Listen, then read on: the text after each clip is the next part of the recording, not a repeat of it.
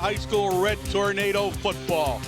Tonight, from the friendly confines of the Silver Bowl, the Red Tornadoes open up both the season and defense of their 2A state title by entertaining the Royals of Pius X here in the Silver Bowl. The field is absolutely gorgeous. We had the tough time last year, if you guys remember, in the opening games as the field was trying to take root a little bit, but it is absolutely tight and fabulous.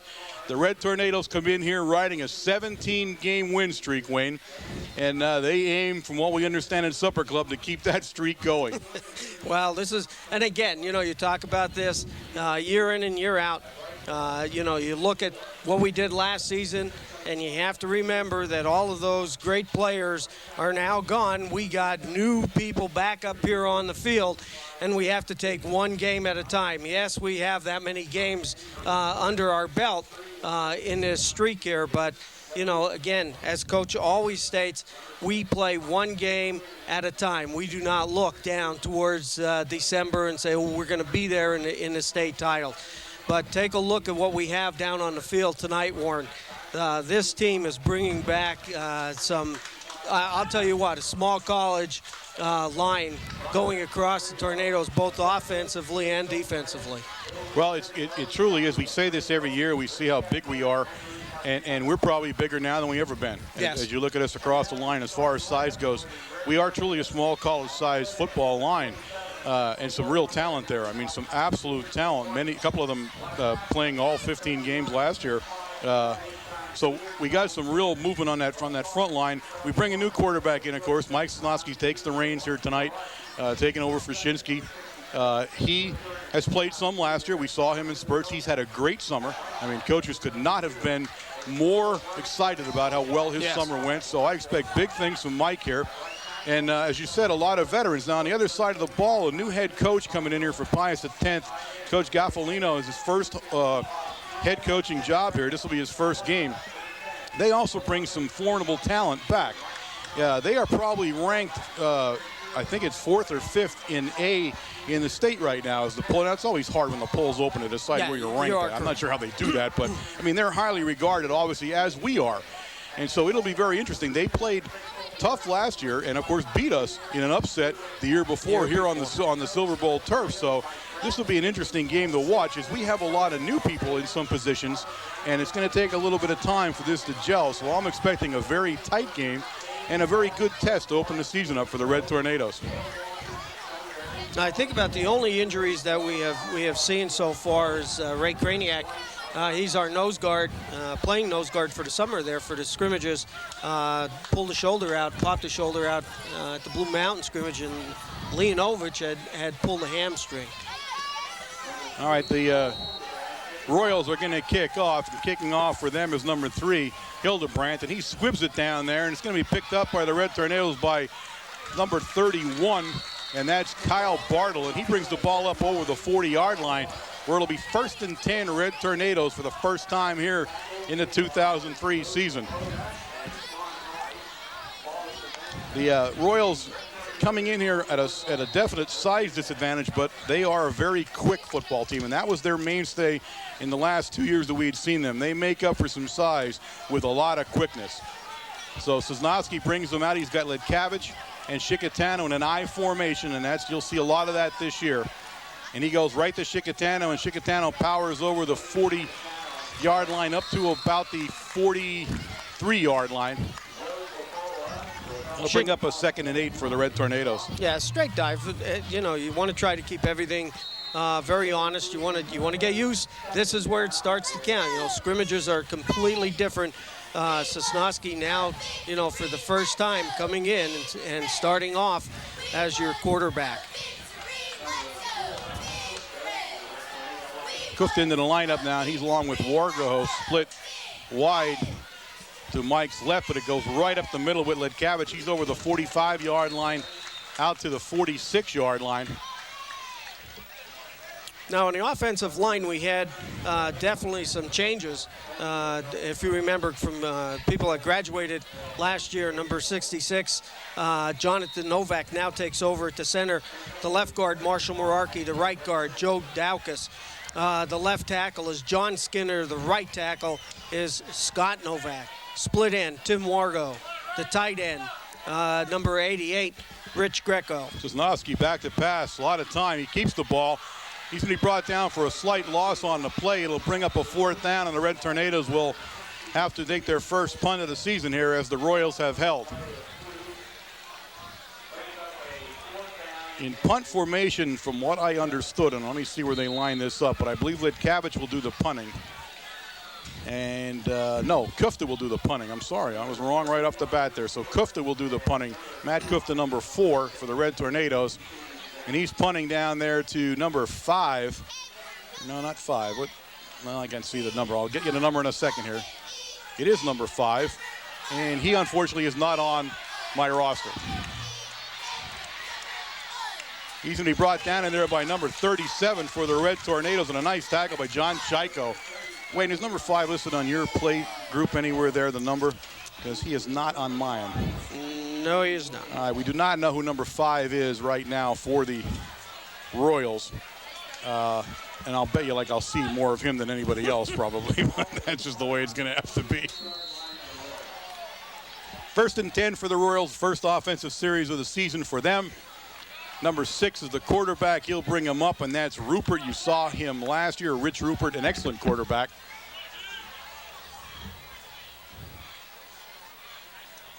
He puts the guy I don't know in motion, as I figured he would, and drops back to pass immediately. Heads downfield for number 2. There's a fumble on the play, and the Red Tornadoes have picked it up. Rupert hit Willie Wallace in the flat. Wallace turned around and got pasted. Ball popped up. The Red Tornadoes' first big break of the season. 1st and 10. Red Tornadoes. The ball sitting on the 26-yard line. He didn't even give me time to 28-yard line. Get the defensive lineup. I know. We'll have to try that a little while later. A big break for the Red Tornadoes here as the Royals cough the ball up. And they go back on offense. Again, same I formation with Litkavich in front of Chickatano. This time to the fullback, Litkavich. He powers down to about the 22-yard line. Pick up about 6 on the play. It'll bring up 2nd down and 4 for the Red Tornadoes. Just straight dive plays, nothing fancy. You want to start getting your timing down. You want the trap blocks on the inside between Skinner and There we go again, Litkavich. A nice tackle that time by number 24 for the Royals. That's Derek Palmer. He upends Litkavich. Litkavich gains 2 yards on the play, though, down to the 20-yard line. It'll bring up about 3rd down, and when you look where they place it, 3rd and 3. Yep. Litkavich trots to the sideline, and number 41, Leonovich. I get Leonovich and Litkavich now. Yeah, that'll get me every time for the first 3 games, too. Well, I think you're going. Well, Leonovich, you're going to see him sparingly. He did tear a hamstring, and he's just starting to get back a little bit. Leonovich in that fullback spot, and Chickatano moved. So there'll be a penalty on the play, and it'll bring up now 3rd and 8, and that'll change the play, I'm sure, for the Red Tornadoes.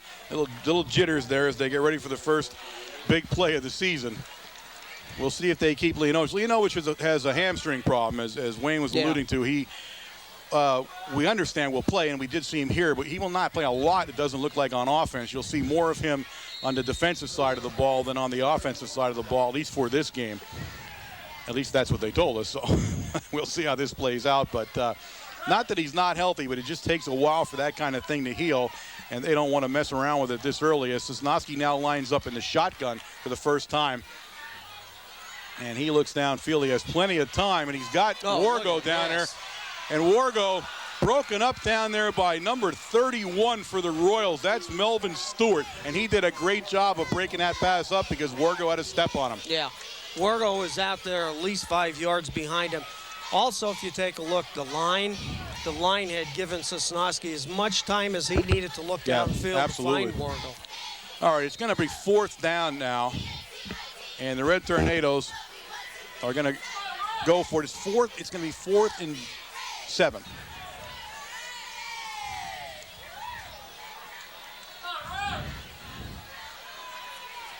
Shotgun formation again for Sosnowski. Again, nice blocking. He fires down there. He's got Wargo this time for the first down at the 10-yard line. 1st and 10, Red Tornadoes. And that was a bullet by Sosnowski. Yeah, Sosnowski, beautiful pass. He stepped forward, and the great thing, he led Wargo just enough. Wargo had hooked up and came back about 3 steps just to make sure that he got away from the defender. Wargo made sure that he was down past the first down marker. A big first down for the Red Tornadoes. It's 1st and 10 as the ball is just outside the 10-yard line, so they can make a first down inside the 1 should they get down there. Ledkavich, the fullback, and he's free into the backfield, and he's in for the touchdown. There it is, ladies and gentlemen. The first touchdown of the 2003 season at the 7:37 mark, and Ledkavich just overpowered the guy at the goal line and walked in there. So big run by Ledkavich. That's a 10-yard touchdown run for the big guy, and you'll see many of those by number 2 as this season wears on. In for the extra point attempt is number 4, and that's Matt Kufta. He's a senior, 5'9", 185 pounds. And you remember how deadly he was last year, so we hope he picks up where he left off last year. And he's going to push that up and good. So the score now, it's 7:37 in the first quarter of play at the Silver Bowl. The Mount Carmel area Red Tornadoes 7. The Royals of Pius at 10-0.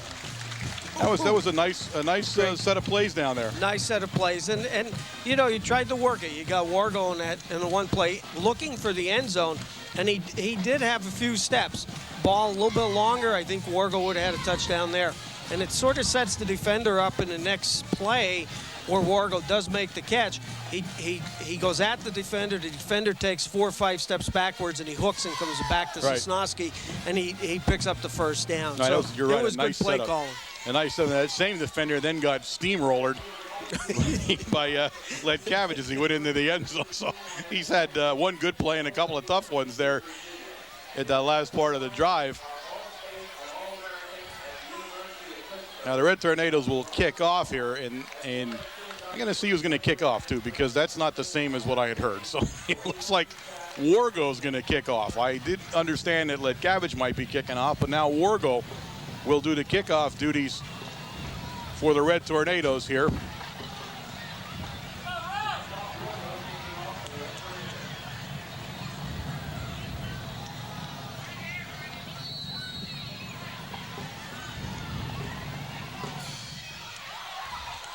Going to go down to the unknown man, number 5. And he's going to be brought down in there, down along the 30-yard line down there. I'll see who's getting off the ball. 83, Sean Fracolosi makes the tackle. Number 24 down there, though. He was the guy that blew that play up. Savitsky hit the outside containment guy as he was coming up the field of block, nailed him, and actually drove the ball carrier further inside. And that's what you want. That's what you want your containment guy to do, is to pinch that play in, and he did a great job. And he nearly killed the guy he hit as he went down there. All right, the Red Tornadoes line up on defense here. 55 in the game there. Logan McCracken, the other linebacker alongside Greco right now in the defense. Rupert looks around. He's got a guy down there, number 30. Oh, beautiful play by Wargo. Absolute beautiful coverage by Wargo on number 30, Gaffredo, and that's, I assume, the coach's son, I believe. Yeah, I'll tell you what, he could not have played that any better. He was right in his face the whole time and got his hand up, did tip the ball away from the receiver.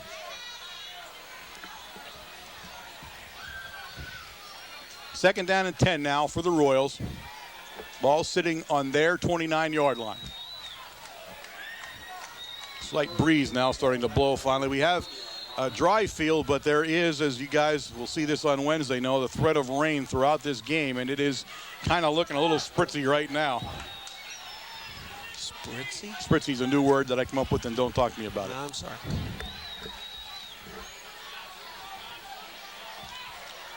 This time Rupert's going to go on the option play. He gets it out there to number 5. He's got some running room, and he's going to be brought down short of the first down or right at the first down marker. We'll see where he's at. Justin leaned over, just said hello to the quarterback as he pitched the ball. That's not the. He's at the. Wow. He's at the original line of scrimmage. There was a 10-yard penalty. Oh, I'm sorry, last the time. penalty. All right. Right. I missed the penalty altogether, so all right. So he's not even close. It's going to be third down now and a full 10 for the Royals. What was the penalty for? Where did I go during the penalty?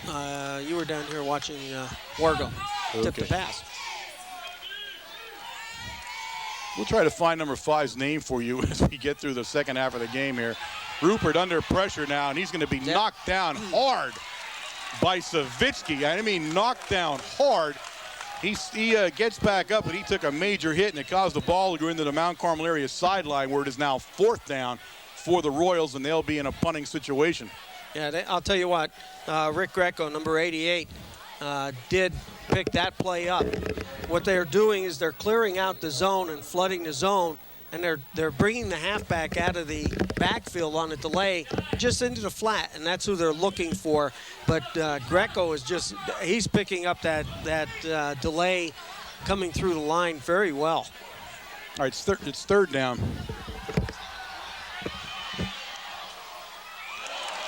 He got behind. He had him open there, Stewart, but he got behind him. And I'll tell you what, had Stewart gotten hit in that position that he was turning back for, he would have gotten hurt. To bring up fourth down now. The penalty threw my whole series off there. I missed the penalty and the down and everything. But a great job by the Red Tornado defense as they trot off the field. It is an extremely warm night, as you all will know, too, watching this. So this will be a test of endurance towards the end of this game. We just checked in the press box on the other side of us at the public address system for the name of number 5, and they are not also aware of who he is, so we'll wait till halftime and see if we can't figure him out. Joe Zappola back to punt for the Royals.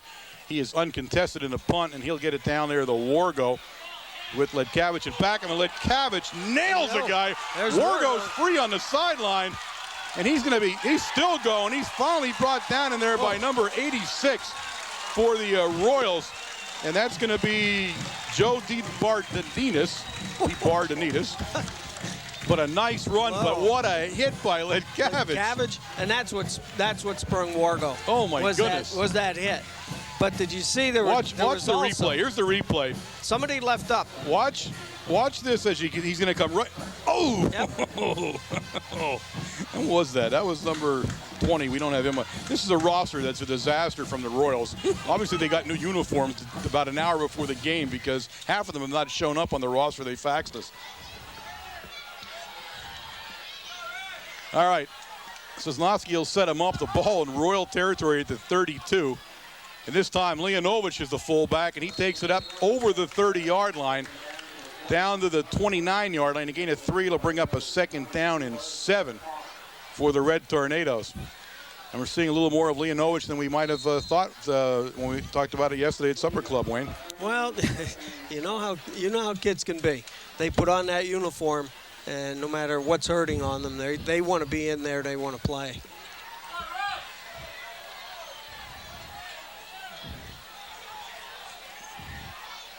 I formation again for Sosnowski. This time he goes into the deep back, and that's Chickatano, and Chickatano's going to take it down. I believe he was down. I'm not sure how that was a fumble. I don't know either. There's no signal yet, but that wasn't a fumble, is it? Well, they're calling it a fumble, and they're calling it all right, he was Pius. reaching out, and the ball bounced when it hit the ground. He was already on the ground when he did that. That's an odd fumble, but the Red Tornadoes coughed the ball up here at the 5:29 mark. There you see it right there. Again, that did not look like a fumble, folks. I'm having a hard. There you watch it. The ball hits the ground. He is now down right there. Now the ball hits the ground and it goes loose. Then that's not a fumble, folks. Just a tough call, but the refs are in their first game of the season too. All right, Rupert back in pass formation. A shotgun. He's going to call timeout as he looks over to the sideline. Well, that's good because it now gives me time here to get over our defensive lineup. The left end, number 24, Trey Savitsky, and we saw Trey in the first series of downs. I mean, really putting some pressure on the quarterback. The left tackle, number 71, Marshall Merarkey. The nose guard, number 72, Joe Daukas. The right tackle, 79, John Skinner. The right end, number 41, Justin Leonovich. The left linebacker, number 59, Nick Chapman. The right linebacker, number 88, Rick Greco. The left cornerback, number 27, Tim Wargo. The right cornerback, number 32, Damian Chicatano. The free safety, number 2, Drew LeCavage. And the strong safety, number 4, Matt Kufta.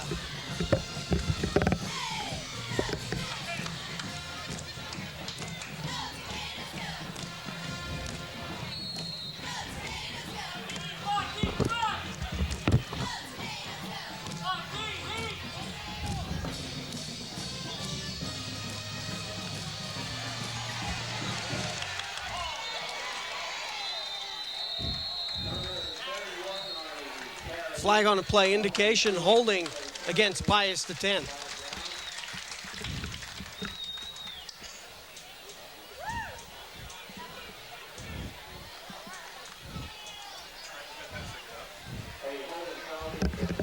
And of course, we're going to take the penalty here. All right, folks, I'm back. I'll take a little run into the other press room to find out what we were doing there. And number 5 is actually on our program, number 7, Steve Long, so we now know who he is. This should be really good now. That's yeah, should be real dandy. All right, the ball set at the 34-yard line. It's going to bring up a first down and about 21 now for the Royals at the 5:22 mark here of the first quarter. So a tough penalty for the Royals, and they have not been able to get on track here in offense so far tonight as Rupert brings them up. He's got Stewart in back of him there, number 31, I believe, as the lone back. He gives it to Stewart, and he's down instantly. Savitsky was the one that was in the middle of it, but actually brought down in there by number 79 for the Red Tornadoes, Big John Skinner, but Savitsky blew the play up again. Yeah, I'll tell you, we had set up a 4-man rush defense. We took Greco and dropped Greco back into the flat area for the simple reason we thought they were going to pass it on that play, and we still make the tackle. And now it's 2nd and 24 as the Royals are having a tough offensive series here, and this will bring up a passing down, I'm sure, as he goes up under center. Again, Stewart, the lone back, behind him. He's going to roll out there and stop and try to get downfield, and he's not going anywhere again. Big John Skinner ended that play in a hurry. Finished up down there by Savitsky and Leonovich, but Skinner was the guy that penetrated the rollout there. His shield went up, but he went right through it, and that was the end of the play. Here you see him. You'll see Skinner as he turns now and sees the play, and as soon as he turns, see the helmet went and everything on Stewart, who was trying to block Skinner, and that's never a good thing. So, I mean, you really have to be back far enough when John Skinner's coming out so you can see your receiver, you know? Of course, Skinner, you know, already committed to Ohio State, the defending national champion. So congratulations. That should tell you something about his skill. And we'll talk a little bit about him as we go through the season and the rest of this game tonight as Rupert gets him lined up again. Stewart, the lone back, and back him. It's 3rd and 24, and he gets it down in there to number 30. And number 30 is stopped dead down there by Kufta. 30 is Goffredo. I'm believing he's the coach's son. I'm guessing that, but I mean, I have to guess they don't have the two same names and not be related. But a tough series for the Royals if they've been able to do nothing offensively and now forced on a 4th down and 30 to punt the ball to the Red Tornadoes as Zapola gets back in punt formation, and he's punting to Lidkavich and Wargo here for the Red Tornadoes, and they're at their own 40-yard line to receive it. Again, very little pressure from the Red Tornadoes, as this time Lidkavich will take it, and he splits it right down the side, down over the 40-yard line, out of bounds at the 38-yard line of the Royals as the Red Tornadoes again start in Royal territory, 1st and 10.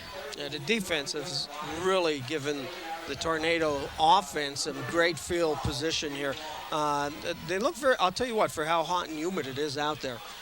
You know, and I know it's only the first quarter, but, you know, you get those jitters and everything else for the first game. We look pretty quick, very sharp out there on defense, especially with the defensive backs coming up to cover to the outside. Yep. Now, we definitely look quicker, and that was really what the Royals brought to this game was the quickness. But right now, we seem to be much faster than they are in all facets of the game. Lidkavich and Chicatano now in the I formation behind Sosnowski. And that time we got a little bungled with the center snap, as even Sosnowski was kind of pulling away before it got snapped. Between his legs. That's your first game jitters there for sure, as we'll mark this penalty off.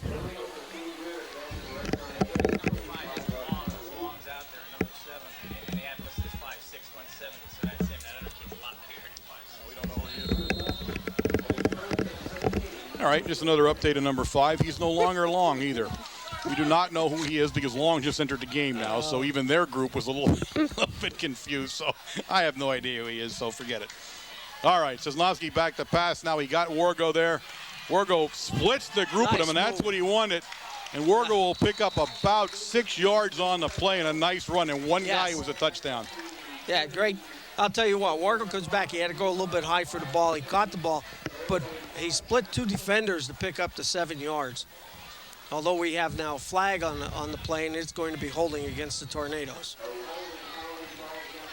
So the Red Tornadoes doing fairly well as the game began, but now bogged down in some penalties. There's 2:44 remaining here in the first quarter of play with the Red Tornadoes in the lead 7-0.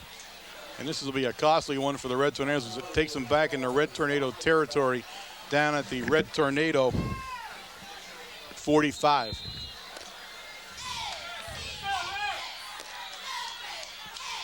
So it brings up first down and 28.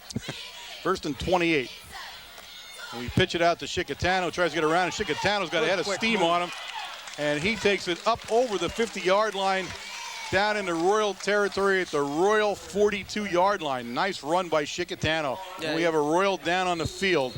Number 2 for the Royals, Willie Wallace, is hurt. And we'll have a stoppage of play here as we watch them attend to him. Yeah, Damien showed some quickness and lateral quickness also. Coming across towards the sideline, and he saw how his blockers had set up. He cut up inside for maybe about 8 or 9 yards. And again, you're going to have some, I mean, not everybody's hitting the hole in exactly the right spot. Yeah. Not everybody's standing, you know, I mean, this is the first game here, but they're looking sharp, I think, for a first game. Penalties, you know, notwithstanding. But I think they look pretty good right now, to tell you the truth. For a lot of guys here in some new positions, they look pretty sharp. Well, back to the offense again. I know we didn't have enough time to do that. Again, I'll run over the hole. The split end, Tim Wargo, number 27. The left tackle, number 79, John Skinner. The left guard, number 71, Marshall Merarkey. The center, number 66, Jonathan Novak. The right guard, number 72, Joe Daukus. The right tackle, number 77, Scott Novak. The tight end, number 88, Rick Greco. The quarterback, of course, number 10, Mike Sosnowski. Tailback, 32, Damian Chickatano. The slot, number 28, Nate Morgan. And the fullback, number 2, Drew LaCavage. 2nd and 17 now for the Red Tornadoes. Leonovich is the tailback now. Leonovich is fullback. LaCavage is the tailback. I told you I'd get that mixed up. Double L's. 2 L's. You can't do it. Almost the same amount of syllables, so there's going to be trouble. I can see it through the year here. All right, ball now down at the Royal 43-yard line or so. Should bring up 3rd down and about 12. I'll tell you what, you know, first quarter, look how many people touched the ball. Coach is doing a great job, you know, already. Mm-hmm. Number one, he has to realize how hot it is, you know, and humid for those guys with the uniforms on and so on. But you know, you got Chickatano going in, you got Leonovich going in, you got Drew in there carrying the ball also. So, you know, someone's getting a rest somewhere along the way, and you're not tiring your legs out.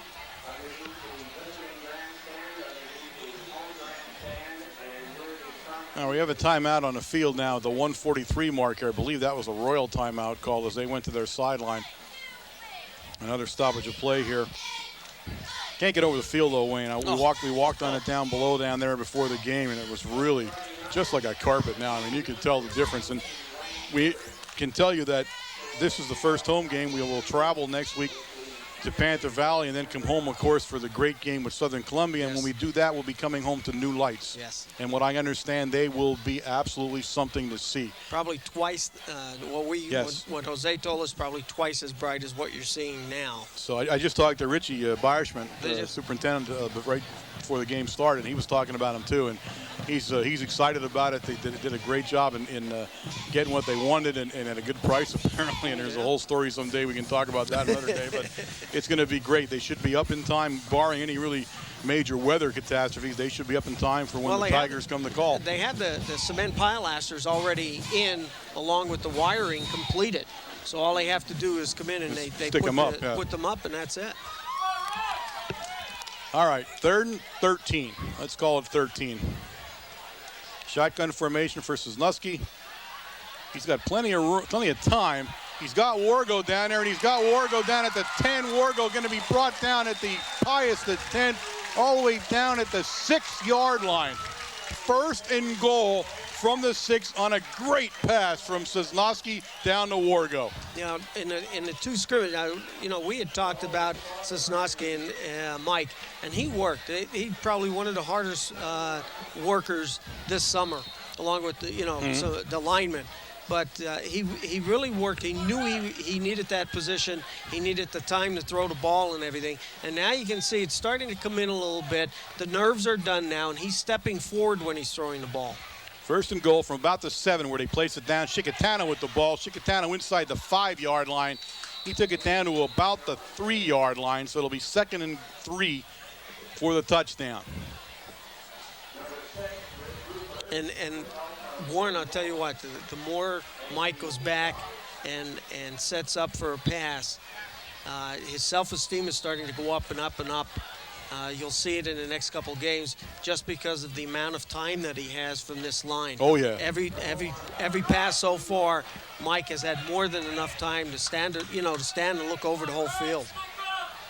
All right, back in an I formation now on 2nd down. He gives it to the up back. That's Litkavich. Drew powers into the end zone. I wasn't sure for a second there, but he burst out of the pile. And it's a 2nd touchdown of the evening for Drew Litkavich at the 35-second mark now of the first quarter of play. The Red Tornadoes out to a 13-0 lead with Kufta in to attempt the extra point. And the Red Tornadoes look very sharp here in offense against what is a very good Royal team from Pius X. And I'll tell you what, defensively, you take a look at that team for Pius X, and they have some nice size.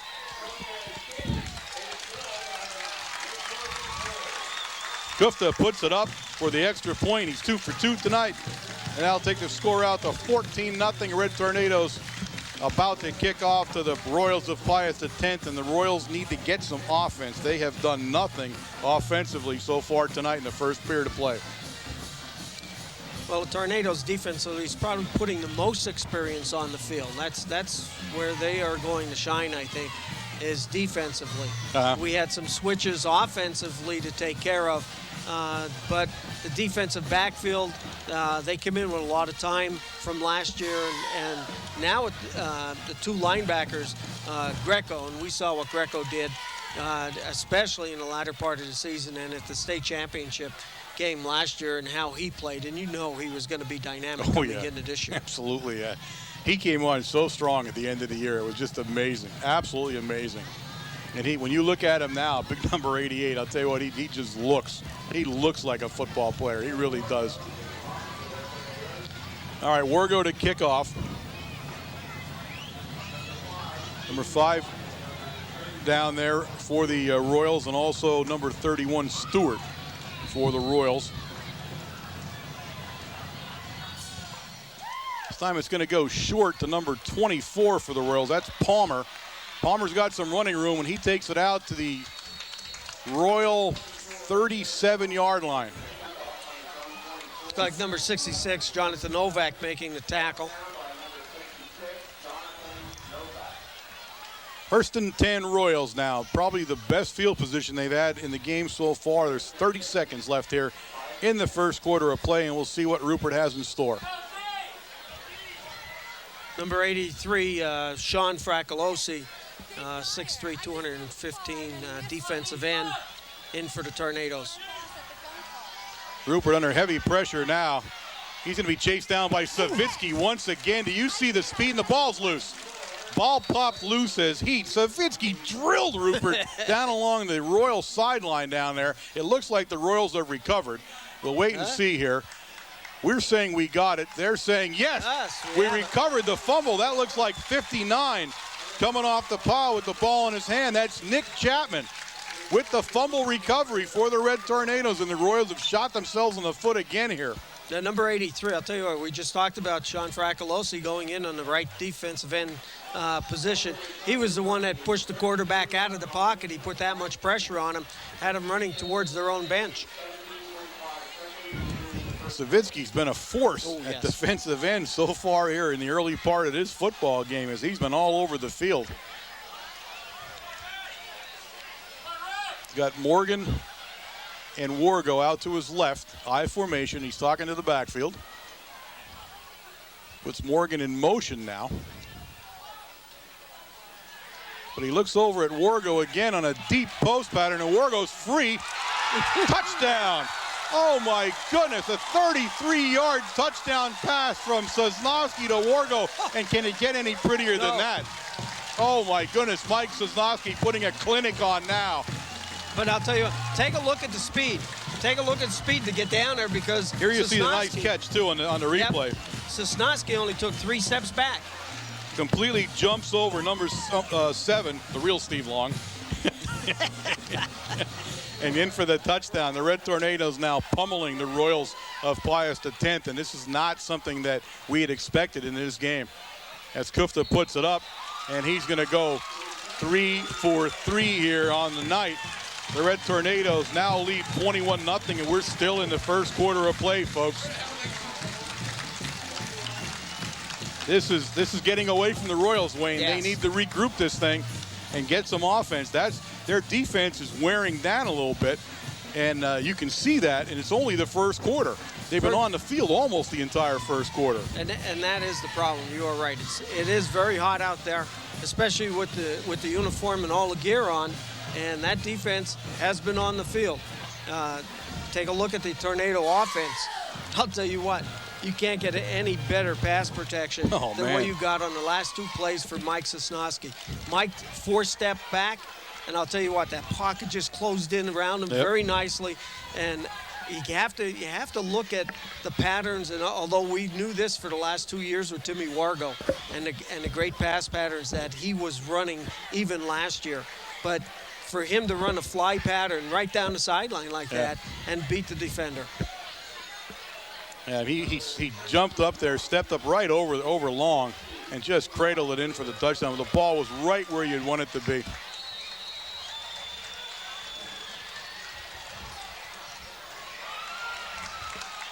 It's down to number 5, and he's come straight up the field. He's got himself a line of blockers down there, but he's going to be brought down hard. He had some speed going there, but that was over with in a hurry. 61. 61 getting off the pack. And that's Jake Shinsky. Shinsky drilled him. There's a familiar name for you, folks. Shinsky drilled him. He's a freshman, 6 foot, 200. Watch him coming up the line here. You see the replay. You can see him coming up. And you can see as Shinsky comes across, and it's all over for number 5. All right, Rupert brings him up now. 1st and 10, the ball on the Royal 33-yard line. This time he hands it off, and it goes nowhere. It's 51, Adam Croker, all over it. A loss on the play again for the Royals. And that, ladies and gentlemen, brings an end to the first quarter of play here in the opener at the Silver Bowl with the Red Tornadoes in the lead, 21-0. All right, guys, it's 2nd down and 13 now for the Royals. It's back over the 30-yard line down to the 29 for Rupert, and this time he rolls out. And he's back to pass. And he actually ducked a major hit by Chapman only because he bent over. Otherwise, he would have been killed. Zavitsky was the guy that was bookending him, but Chapman had the train coming. He bent over and twisted at the last second, or that would have been a horrendous hit. Oh, my God. Chapman saw the bullseye there. Big Nick. How big is Nick, in fact? Where is he? You in the right? Are you in the right? Yeah, I am. You're not even in the right thing here, Chapman. He's 6'1", 210. What one are you looking at? I'm looking at the one that Phil gave us.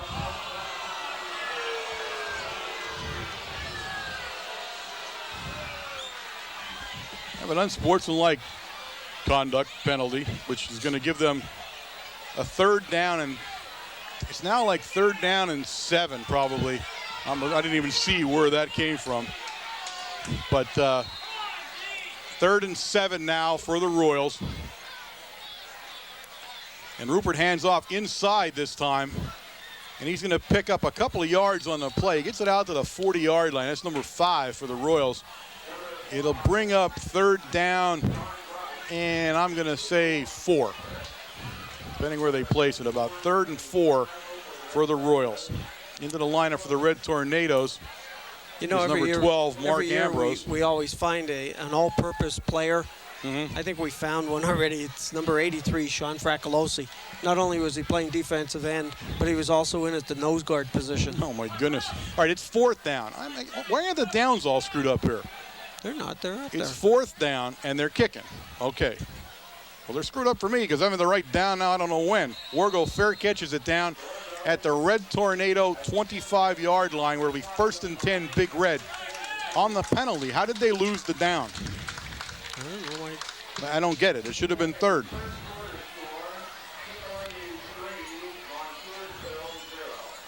I refuse to believe that I'm wrong, as usual. Oh, well, hey. But I do not know where the down went. I really don't. I mean, I'm confused now. I saw the unsportsmanlike, but how did they not keep the down? And why did you lose the down on it? You're asking me for a reason. I wasn't paying attention. You just plain don't know and you don't care. I'm Even worse, you don't care. I wasn't paying attention. Well, at least you admitted it. All right, the Red Tornadoes will line up in an I formation. They bring Morgan and Wargo out to the right now.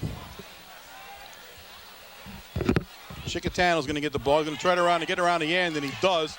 Makes a nice cut down at the 30-yard line, and he'll take it up to the Red Tornado 37-yard line. That's a 1st down and 10 now for the Red Tornadoes on a 12-yard pickup by Chickatano. Yeah. Schick using his head that time. When he came around the corner, he was watching the blockers as he's coming around. Didn't try to pick up any extra yardage, just put his shoulder down and took on the defender.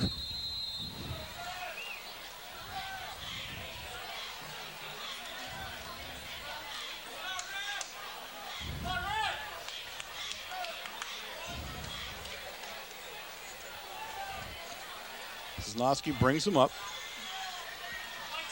Letkavich now, the tailback with the ball, and he's still on his feet. He crosses over the 40 out to the 44-yard line. A 7-yard gain for the Red Tornadoes, bring up 2nd and 3 now. Letkavich just wasn't going to go down for some reason there. Well, Joe Dowkus, number 72, was right there in front of him plowing the way.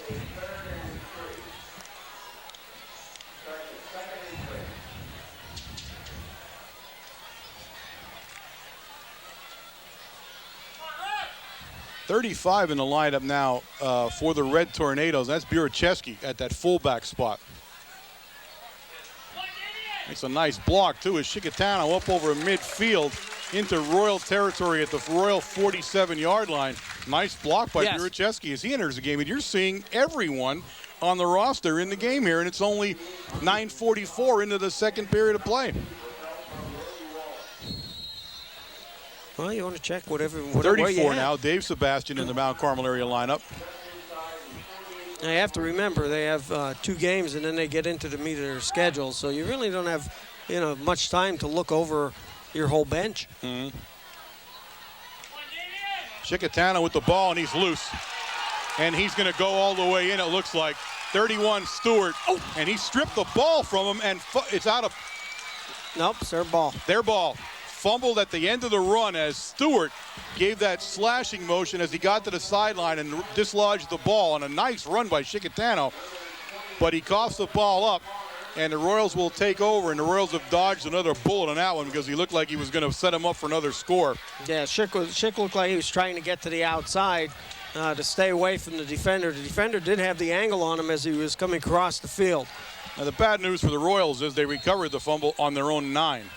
So they got their work cut out for them here, as they have had very little offense to speak of so far tonight.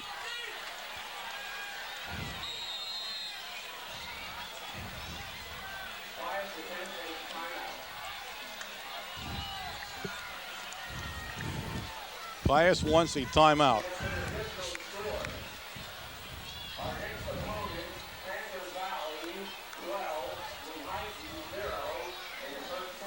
So timeout on the field here for the Pius X as they want to regroup and make sure they got the right play as they're deep in their own territory at the 9-yard line. They can ill afford another mistake. Another score puts this game out of touch for them. Well, we've put the original defense back onto the field again, with our nose guard I back. could get told what the original one was. Everybody played like 4 plays. You're right. You're right. It's hard to tell who the original one is in this group. Everybody's working a sweat up tonight. They're going to have to wash all the uniforms when it's over tonight. Yeah. Isn't it great that coach has the ability to do that? That he can turn around and just look at somebody and say, go in, play nose guard or here, and you're not giving up much size when you're doing that. Right. I mean, you're absolutely right. You're kind of interchangeable right now with them. They're looking so good. There's Daukus. Look at Daukus out there, number 72. Good God. 6'2", 225. All right, Rupert's going to hand it off to Stewart in the backfield there. Leonovich tried to bring him down, but Morgan said, okay, now you're down. Gain of about a yard on the play. It'll bring up a 2nd down and 9. Leonovich got him off his feet a little bit, and then Morgan finished them. Yeah, you can only jump once, Right, he got one jump. You're exactly right. You try it the second time there, Morgan showed what you do, and wrap those arms, you bring him right down. Leonovich, and you see that play and you watch that play, but you got to picture the speed and balance he had to get back into the play as he saw him coming outside like that. Just to be there to disrupt it was a nice play. All right, Rupert lines him up, goes right through the hands of number 30, Alfredo, and kind of a safe pass. It wasn't going to gain a lot of yardage, but he just took his eye off the ball. He was looking to see who was coming. It went right through his hands. Rightfully so, I think. Yeah, but I mean right through his hands. In the lineup now for the Red Tornadoes is number 83, Sean Fracolosi, back in that lineup, and he's going to give Skinner a breather. And that's what I said. Here's Sean Fracolosi, number 83. He played defensive end already for Leonovich. He was in at nose guard for Daukus, and now he's in a tackle for Skinner. He's my man, let me tell you. All right, Rupert in a shotgun now to try to give himself some more time here. Leonovich came off the end and nailed him. Number 5 is going to pick up the 1st down, though, up over the 20 at the 21-yard line where it's 1st and 10. But Rupert paid the price from Leonovich. He's done that a number of times already. Leonovich is just teeing off on him. No matter if it was a pitch or a pass like that one, he's putting his shoulder down and driving him right into the ground. That's one of the few 1st downs of the evening for the Royals. They have had a tough going here offensively. As Rupert will bring him up. This time he goes with an I backfield. That's the first we've seen him use the I backfield. And he pitches it out to Wallace. Stewart dropped the ball. Yep. Greco made a nice hit. Stewart dropped the ball. The Royals were going to recover it, but they're going to recover it back at the 20-yard line. Nice hit by Greco. Stewart hasn't gotten the ball much as the lone back most of the time. This time he had a blocker in front of him and almost coughed the ball up. It's going to bring up a 2nd down and 11. He lost about a yard on the play. Some great lateral motion by Greco coming across the line, stepping right between the 2 blockers to make the tackle.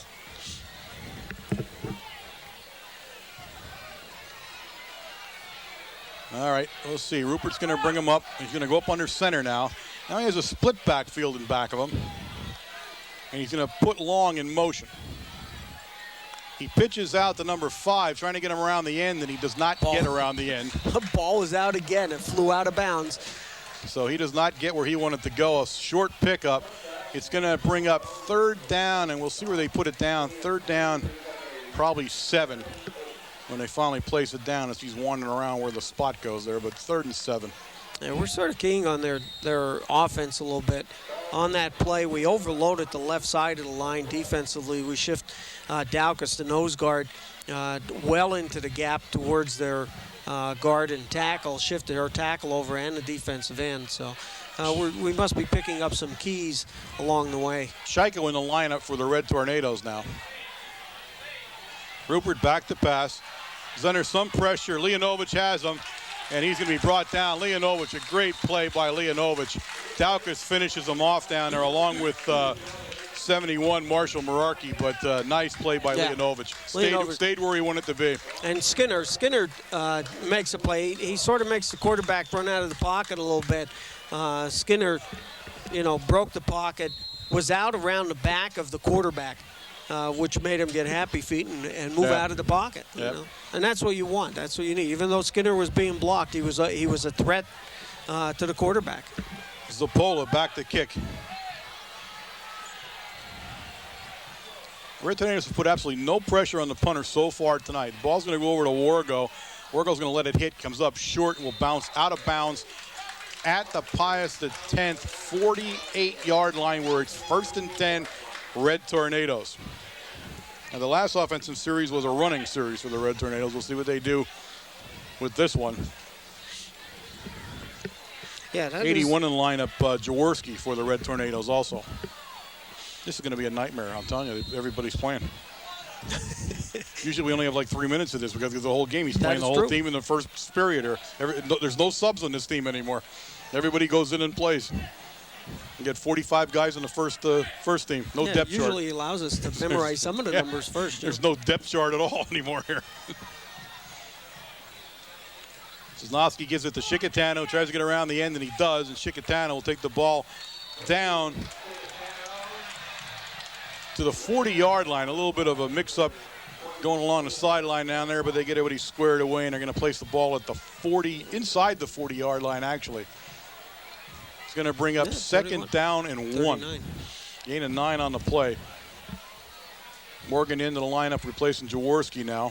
And he takes the play into Mike. And Cisnowski's been in total control of this offense from the start of the game here. Shotgun formation now on a 2nd and 1. That's an unusual call. And we pitch it out to Shikatano, gets the edge. Oh, look at this. And he's rolling, and Shikatano takes it down inside the 30 to the Pius 29-yard line, where it's 1st and 10. That was a pretty play. We hadn't seen that play before. That's correct. Mike's been holding back on us.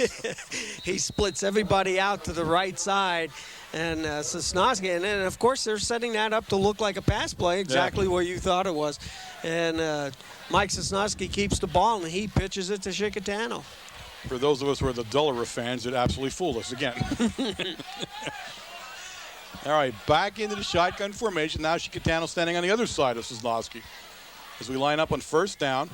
And we hand it to Shikatano, who picks his spot, gets himself rolling down there. He's going to take it inside the 25-yard line down to the 22-yard line.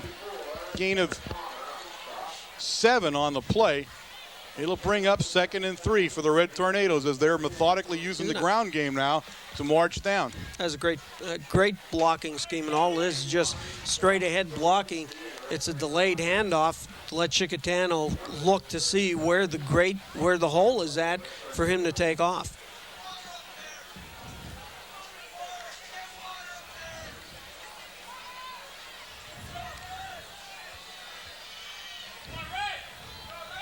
Second down, back into the I formation now, up to the up man. That's Ledkavich, and he easily picks up the 1st down. Shoe tackle down there by number 86 from Pius, where it would have been a touchdown. And that's D. Berardinis. That's a tough name, but I've been all over that name. You hammered it. D. Berardinis on the stop. It's now 1st and 10 once again for the Red Tornadoes. Now the ball on the Royal 15-yard line, and they seem completely incapable of stopping the running game right now. Number 37, John Scheiko, is the tailback for the Tornadoes, and number 41, Leonovich, is the fullback. Everybody's playing everywhere. Leonovich, the fullback, he'll pick up a couple of yards on the play. He's inside that, about a yard. He'll give him a yard at the 14. He'll bring up 2nd down and 9 for the Red Tornadoes. But, the only people who haven't played so far is me and you. I think Jose might have been in for a play on a kickoff. I wasn't watching. Yeah, I thought it was. It looked like him anyway. I certainly don't think he'd ever give up that pad and that pen. Well, he only went like 5 yards and he left. He went back on the sideline. I don't think he left. I think they carried him off. I think he was a safety valve. All right, 2nd and 9. Mike brings them up. They're in the shotgun formation now. We got a whole new group in there. Yep. And we're pitching it out to Shikatano as he's picking his spot. Shikatano hit down there pretty hard by number 63 from the Royals, Joel Smith, for short yardage. The ball's going to sit at the 12-yard line now for the Red Tornadoes. It's going to bring up 3rd down now and Third down along 7. That looked like a student body right. We had 2 pulling guards coming across. I think defensively they just came through the holes. Yeah. All right, 3rd and 7 for the Tornadoes. They take Leonovich back in the ballgame. Leonovich is going to go out and split along with Wargo. And Jaworski's going to come over here to the right side. Shotgun formation. He keeps Leonovich next to him, either to block or to hand on the ball. Who knows? Kind of a pitch. And actually, the ball is still alive. And the Red Tornadoes have recovered the fumble. And it's going to be a first down at the recovery on a botched, pitch play. Never got close to Leonovich. The ball got kicked. And the Red Tornadoes recovered it. So it's going to be Red Tornado football. I think they're going to measure this. Yeah, I was going to, yeah. It's still Red Tornado football because it wasn't 4th down yet.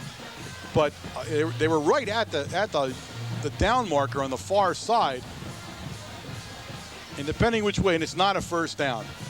It's not. They're going to carry it out. It's going to be 4th down and a couple of inches now on the fumble recovery for the Red Tornadoes. But there was a nice design play there as long as it works. Well, it was running good, but Mike just did not, look at his pitch man. That's all he has to do is just turn his head. Even though there's someone coming at him, he cannot look at the defender. Just look at your pitch man and lead him a little bit. That's all he has to do. So he trots back out in the huddle with the play from Coach Brennan. A couple of inches to go for the first down. The ball sitting down along the Royal, just about the Royal 6-yard line. Quarterback keeper for Sosnowski, and second effort absolutely got him the first down. He got stopped there for a second, then he kept grinding, and that's exactly what it's all about in a quarterback sneak. Never stop your feet moving until you hear the whistle. So he picks up the first down on a gritty play by Sosnowski. First goal from, let's say, the 5-yard line. Oop, I keep running into you. Keep running into the staff up there. We're going to run out of staff in a hurry. All right, let's see what we got in store for us here. You got Greco in as the big tight end there. Full house backfield. Wargo split way wide right. Oh, fumble. Fumble on the play. The ball's been, it was a fumble at the pass from center, actually. We'll see if Mike was able to fall back on it. He was the closest guy to it, and he did. I think they just moved a little quick from the center that time as the ball was in front, actually was bouncing in front of him. All right, line them up now, and one back, kind of a split offense. He's going to throw it to Letkavich, and Letkavich can't hold on to it as he was right at the goal line. So it'll bring up a third down now for the Red Tornadoes. 3rd and 5 for the touchdown. Here you see the replay. We'll see if we can get a better look at it closer up there. Oh, just through his hands as he was right along the goal line there. Leonovich will bring the play in. That was a well-designed play, though. He got Leonovich where he wanted him. He isolated him out on the back there, and he was much bigger than him. And that's one key that you're going to see about the slots and Drew Letkavich and Wargo being out there. They are going to be much taller than the majority of the defensive. Wargo, touchdown. Oh, what a play that was. 31 for the Royals. Was never, ever going to do anything about that. Mel Stewart got faked out of his shoes right at the start of the play by Wargo. He just drove inside, and Mike hit him with a perfect pass. Didn't have to do anything, move anywhere, right at his gut, hit him, touchdown. Kufta in for the extra point attempt here at the 52-second mark of the second quarter of play. He's 3 for 3 so far on the night. The holder is Morgan. And Kufta drives it through, and that was beautiful. That's a good kick. 4 for 4, the score. Mount Carmel area Red Tornadoes 28. The Royals of Pius to 10-0. And as I said, I firmly believe that the Royals are in trouble now with a 28-point deficit at the rate that their offense has been executing. And, of course, they're up against a very good defense, and that defense has dominated them, absolutely taken almost all of the plays away from them before they had a chance to do anything. So they've got their work cut out for them here. They're going to receive the ball and get a couple of plays in probably, but they've got their work cut out at the half. One more touchdown is going to put them in the mercy rule, first of all, and start the clock running. So it's just a tough position to be in. We had a 3-year contract with Bangor. We had all felt that it would probably end with this game, as the traveling distance was really the thing that got us. But I have bad news for you, folks. You're going back to Bangor next year. 2 more years. We'll play 1 more year there and 1 more year here then following. But the Royals are not going away, so pack your overnight bag for next year. The opening game's in Bangor. Oof. I'm helicoptering up to Bangor this time. Oh, you really? No, there's no way to drive. There's just no way. I mean, I leave on Wednesday. All right, Wargo to kick it off. He's got Stewart down there and number 5. And he's going to dribble this one down, right down there to number 2, Willie Wallace. And Willie's got himself rolling. He turned the corner, but he's not going to go all the way. And he also dropped the ball, as the ball's been out along that sideline about 10 times so far this evening. The Royals will retain possession and actually will take possession inside Red Tornado territory. And that they've been in there about twice, I think, on the entire evening. I think Adam Parkansky, number 80, makes the tackle over there on the sideline. All right, 1st and 10 for the Royals. They would dearly like to do something here to get into the half on a positive note, as it's been a very tough first half for the Royals. Rupert under center. Number 50, Mark Zosh is in. Number 51, Adam Croker into the line. Rupert back to pass, and that time it's batted up, and he almost caught his own deflection there. Batted up in the air, and I wasn't sure. I think it was Zosh. I think he got his hand up in the air and tipped it. What number? Where were we at? 50. It was. Okay, that's who it was. All right, that's who it was. So What, Zosh and what? What's that? Did you doubt me? No, if you take a look at my roster, 50's on the other side of it, so I had a little time looking for him. That's all. Okay. It was the cutoff point. I got lost for a second. All right, 2nd down and 10 now.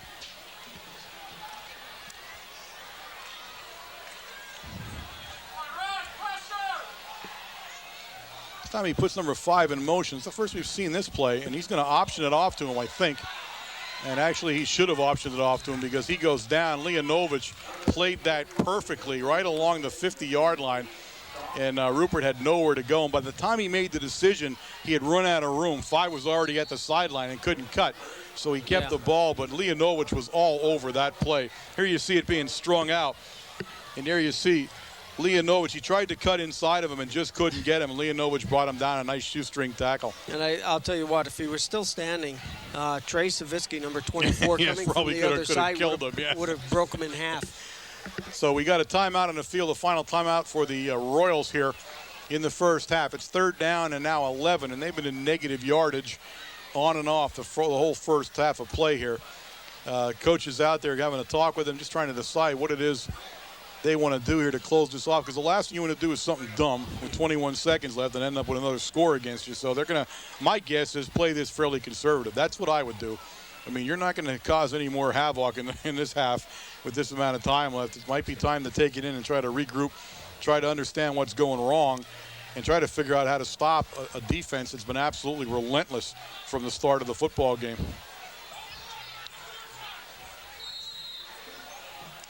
The other good thing is the rain has held off so far anyway. You had to say that, didn't you? Well, we're in the booth. We don't care if it holds off.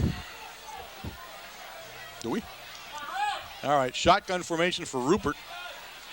He goes back. He's going to be under some pressure. He's got some room and some time, and he lets it go finally, and he got it high. Number 5 there could not get up. A little bit behind him and high for him, so he's going to go. It's going to go incomplete. Bring up 3rd down and 11 now for the Royals. And Rupert looks a little rattled, to tell you the truth. He's not standing still where he had plenty of time that time, but he doesn't stand still much now. Do you blame him? No, I mean, he's taken a couple good shots, in the first quarter especially, by Trey Savitsky and Leonovich coming from that defensive end position. Yeah, I mean, he had some time actually, but he was jittery, and he threw off the wrong foot when he finally let it go. He got the wrong foot off. All right, back under center now. He'll put Stewart in motion. That's who he's going to head to. And a nice hitch play there to Stewart. And Wargo actually slowed him up. Kufta finished him off down on the sideline. We'll see where they mark him out at, because it's going to be very close to the 1st down where they set it down. No, it's not. All right, it's going to be at the 40 where he finally went out. So 4th down now. 10 seconds left. Now, once again, the scoreboard showed third down, moved to fourth down, and now goes to first down. What are we missing on this? The ball's turned over now. Maybe there's a new rule. I don't know. Maybe, you know, instead of... But I got to get the downs right, or we're not going to be able to keep doing this because I haven't got the down right so far this half.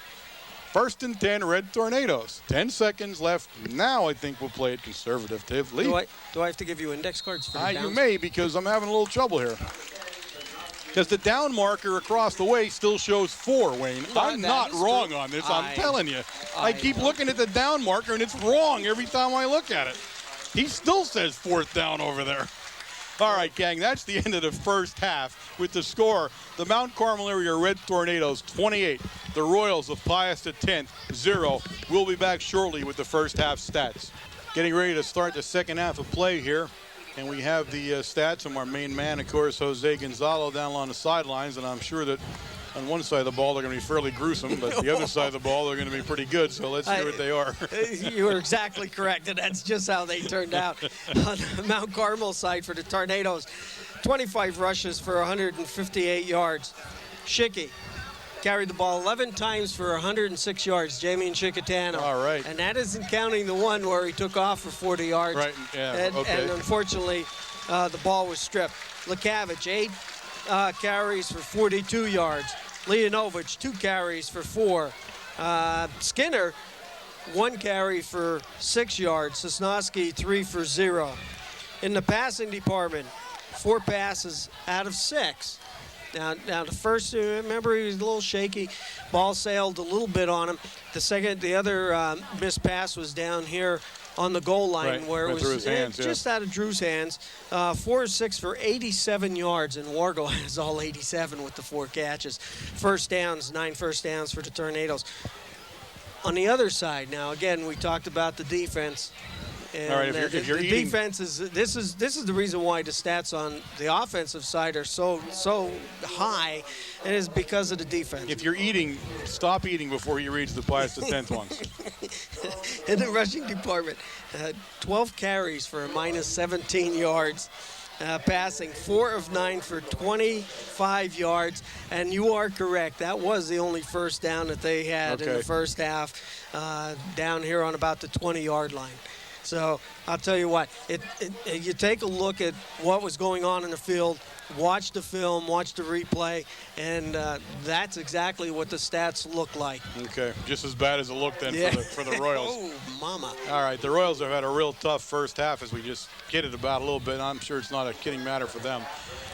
Came in this game with high hopes, highly ranked both in the state and, of course, in District 11 where they play, where pretty much by most people who watch football year-round like we do believe to be the team to beat in District 11 in A, and that's knowing some when you got Marion and that group in there. So they're off to a poor start.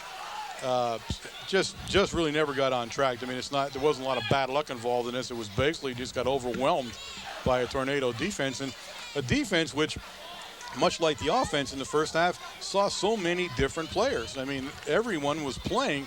Every time you look, there was a different guy in there. Some standouts in there. I think you want to look at Savitsky, certainly his first game at defensive end really coming on strong. I think Chapman had a strong first half. Leonovich had a strong first half on defense. When you looked at those guys, the secondary completely smothering any kind of passing game. And of course, the passing game has been really suffering the fact that every time he takes 2 steps back, one of the defensive linemen clobbers him. So. Yeah. And we had talked about, Jose and I talked about that, for how hot it is down on the field. Yet the defense looks so crisp and sharp, and they're moving very quickly. Usually you have a tendency to get a little sluggish. I'm not going to be in this play this time or this down. Like he said, that hasn't happened up to this point. Sean Bryce now with the ball. He gets the corner. He's going to be hemmed in a little bit. Went out of bounds. But Bryce, number 5, we are now absolutely certain that's who number 5 is. That's the other thing we did here at halftime, was finally got him nailed down. So Sean Bryce on a nice return for the Royals, and he takes the ball all the way up, and he stepped out much further back than I had seen him, because he was up near the 50 where I thought it. But the ball's going to be put in play at the Royal 41-yard line, 1st and 10. And that's where they'll try to get some kind of movement here. Again, one more touchdown is going to put him into the I believe, isn't that 35 or more? Yes. At the mercy roll. No one likes to get mercy ruled in the first game of the season. So Bryce will go in motion now behind Rupert. He's got Stewart back there, and that's who he goes to, the running back. Stewart tries to get the end, and he's going to be driven out of bounds up at the 45-yard line. About a 5-yard gain. Greco getting off the pile. Chapman getting off down there. And Savitsky also in the fray down there. Yeah, you might get around the corner. Ricky Greco, number 88, playing that left linebacker position now. And it's a new position for him also. Right. But, like we had stated before, he has great lateral movement across the line of scrimmage to make that type of tackle. At 55, also the linebacker. That's McCracken back in the linebacker. He started the game in there. Oh, no. Rupert is absolutely hammered in there by Savitsky, and then 83. A little bit of help from Sean 83. Fracolosi. Also having a strong game. A player down on the field, and that's Rupert. Rupert, he got nailed. Yeah. Guys, watch this. Oh, there it is. I mean, that was a vicious hit. He actually got sandwiched. We had, Sean, number 83, making the tackle, and Savitsky coming from the backside to make the hit.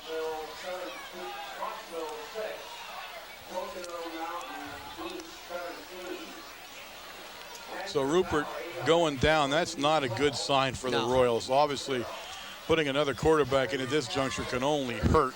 Yeah, he actually got hit. It looks the way he's holding his hip, those old hip pointers. Yeah. And and it just takes one helmet right on that spot. No matter if you're covered, with the hip guards and everything else. Boy, you take a shot there and you're sore for a couple weeks. Now, you ready for this now? The replacement is Cole Hildebrandt, number 3. He's a freshman. First varsity football game in his lifetime. He's going to come in here against the Red Tornadoes. Now, Rupert is up, and he is limping noticeably at the moment. But that's not the – I mean, we've seen guys like him, get mauled and come back in the game. So hopefully he can get back in here. It looks like he hurt his hip where he really showed some pain there in that hip area. So we'll wait and see. Hildebrandt not in the position I'm sure that he wants to be in. Or the coach wants him to be in. Or the coach wants him to be in, either one. As he gets up to the line of scrimmage. Now, this is going to be a much more vanilla offense. Obviously, Cole's not going to go back and start throwing the ball around, I don't think. He's got Stewart in back of him. And he had some movement on the offensive line as the cadence changed. And that happens so often in any level of football in both high school, going to college, and going to the pros. Same thing, a new quarterback, a different sound to his voice. He does a different cadence, a different change in what he does, and they take a 5-yard penalty, which doesn't help. Now, when I was talking to Jose down there, he told me that he had 6 different linemen in the game in the first half. And again, here's number 83, Sean Fracolosi. Jonathan Novak, number 66, now playing the tackle position. He's coming from the offensive side, playing center. Shotgun, and now Hildebrandt is going to actually throw the ball, and he does. Nice pass. Couldn't hold on to it. He was trying to hit Willie Wallace coming across the middle, covered in there by the linebacker, but couldn't hold on. It'll bring up 4th down, and I'm going to be not real sure about any of the downs here so far, but it is definitely 4th down. I brought you 4 rocks up from down. We're going to need them. You might want to give the guy with the thing the 4 rocks, too, because he left it 4th down twice on me there. All right. Zappola in the kick, and he's done this a few times here tonight already. He's kicking down there, of course, to Wargo and Ledkavich. Everybody does the count. We have 11 guys. No pressure once again. And he gets it off the kind of side of his foot, and he gets it all the way over into the Pius sideline. We'll see where they decide that it went out at as they're walking up. He's going to put it out at the Red Tornado 47-yard line, where it'll be 1st and 10, Red Tornadoes. Number 12, Mark Ambrose, in that time, a freshman, 6'4", 195 pounds. He got in the gap a little bit, got his hands up in the air, and I think that's the reason why it went off the foot of the punter to the right. All right, Sosnowski brings him up. I formation.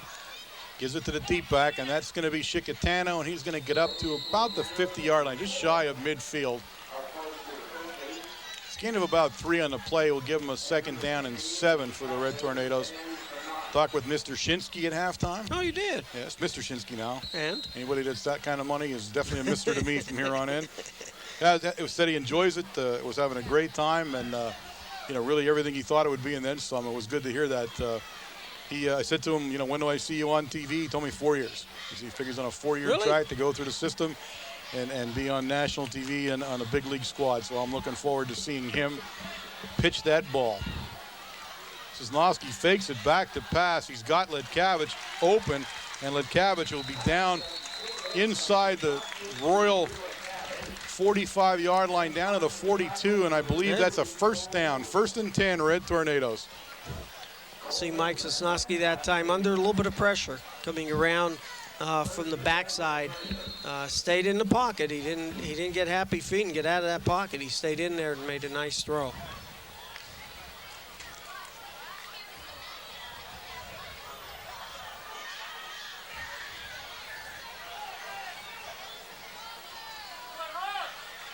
Sosnowski will bring him up, I formation. This time Chickatano with the ball. Chickatano running behind big number 79, Skinner, and he's inside the Royal 40 down to the 37-yard line. Gain of 4 in the play to bring up 2nd down and 6, and Chickatano's shaken up. Doc Greco and trainer Siswaldi head out there to check on Damien as he took a pretty good whap there as he was right behind Skinner, and somebody got him on the side. The only way you're going to get him because you can't even see around Skinner. When Skinner's in that position, you can't even tell the score because he's blocking off the entire field by that time. But he got around the corner there and hit him. And he's looking down at one of his legs. We can't see exactly. It just looks like an ankle. Oh, is that all? Yeah. And they shoot horses for ankle injuries, They could shoot me for an ankle injury. Last night, guys, we'll take a little bit of a moment here to talk about what we always do, and, of course, that is Supper Club. We had a magnificent crowd at Supper Club for the opener. Really a great crowd for the opener. We met the captains last night and, of course, the coaches, and had a great talk. 3 cheerleaders. We, of course, will have the band. The senior members of the band will be interspersed throughout Supper Club this year, as we did at the end of the year last year with that group, and we look forward to them. Had such a great time with those guys, and, of course, you come to a football game, we don't get to see them as much with us when you're watching this show, but when you're down at the game, you're seeing the band, and they are absolutely fantastic. I mean, they are something to watch. So we're always happy to have them, but we encourage you, of course, Matucci's at 6:30 in the back room every Thursday night. $5 dues. You want to come down and have a soda and just spend the $5 and pay for a soda. You want to get the meal, which is about $7, or you can order off the menu, whatever you want. It's your choice. We're as flexible as they come.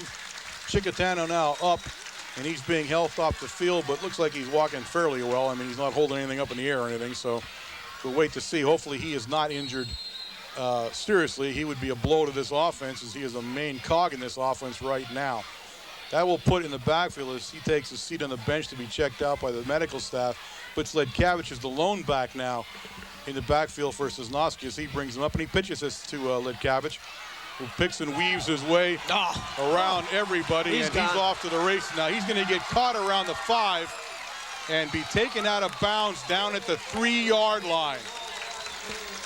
Down at the 3-yard line, a 34-yard run, cuts across the grain. Let's wait and see for the replay. You'll see what a cut he made across the grain. Here he comes. Now he's going to come, and he's going to start running right towards us. There he goes. As he turns, you can see everybody's on the other side of the field. Look at the blocking going on back of him. He has one guy who had the angle on him down, and you'll see him come into the screen. That's Bryce. And Bryce does a nice job of not trying to do too much, just keep him out of the end zone. So at the 8:57 mark now, it's 1st and goal from the 2 for the Red Tornadoes. And you're right. The key to that play was the backside blocking from the right side.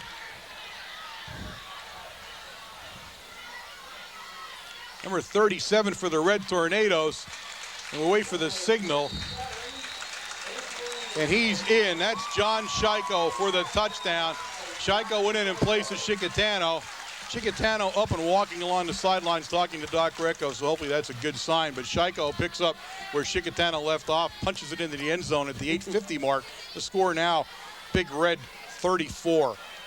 Pius, the 10th Royals, 0, and Kufta in to kick the extra point, and we're about to hit the mercy rule. There's no signal for that rule, is there? That I don't know. He puts it up, and the score now, the Red Tornadoes 35, the Royals 0 here in the third quarter. I'm trying to think if it's 35 or more than 35. I'm trying to remember what that rule was. Find out. We'll watch and see if the clock runs. At the kickoff. I'll tell you what, I'm truly impressed with Matt Kufta and the way he is kicking the extra points. We had some difficulty the last couple of years in getting someone to be consistent with that. And after the first kick, I'll tell you what, he's certainly showing a lot of confidence in his kicking. They're over the bleachers. They're down on the scoreboard side down here. They're out on the track. So, right. And that's and that's great to see, because one thing you need, especially when it's a big game, is you need the extra point. Well, he got hurt at the end of the year, and he really struggled. And that was such a painful injury. And he really tried to kick through it, and actually in the last couple of games did kick through it and made some extra points in our run towards the state championship. But it was not an injury that you could get any worse or anything, but it was just such a painful injury for him to have to try to turn and kick like he did. And I gave him a lot of credit at the end of that season. People don't think how much something hurts, and he just kept on playing through it. So he stays healthy. He's gonna be something to watch. Ball goes down to number 24 for the Royals, and that's Palmer. Palmer turns the corner and is going to be brought down finally in there. Let me see, he gets back up. That's going to be number 80 really, for the Red Tornadoes. Adam Porkansky making the tackle. Adam chased him down, didn't let up, and finally brought him down. The ball in Royal territory at the Royal 48-yard line. It'll be 1st and 10. And we'll wait and see this lineup, and the quarterback is back in. Yeah, number 50, Mark Zosh, is in the lineup for the Tornadoes. Number 31, Kyle Bartle, is also in. So Rupert back in for the Royals, as he got hurt in that last series and was out of series for the Royals, but good to see him back in, at least as a freshman was the backup in this group. Dave Sebastian, number 34, playing the corner position. He pitches out to Bryce, and Bryce has got the corner. He's going to be brought down in there by number 81 for the Red Tornadoes, and that's Josh Jaworski. Chased him out of bounds. A penalty flag flew as they crossed over the sideline. I believe that could be a face mask. I'm pretty sure the way I saw his head turn, he may be called for face mask. So that'll be a penalty tacked on the end of a pretty good run by Bryce, as he took it right close to the first down marker. And we'll let them sort this out. But a good play by Jaworski to contain, as Bryce had turned the corner on us. Made a nifty little cutback, actually, because we had sealed the corner off. He made a cutback back inside and then back out to the sideline. Jaworski stayed with him and rode him out and probably saved the touchdown.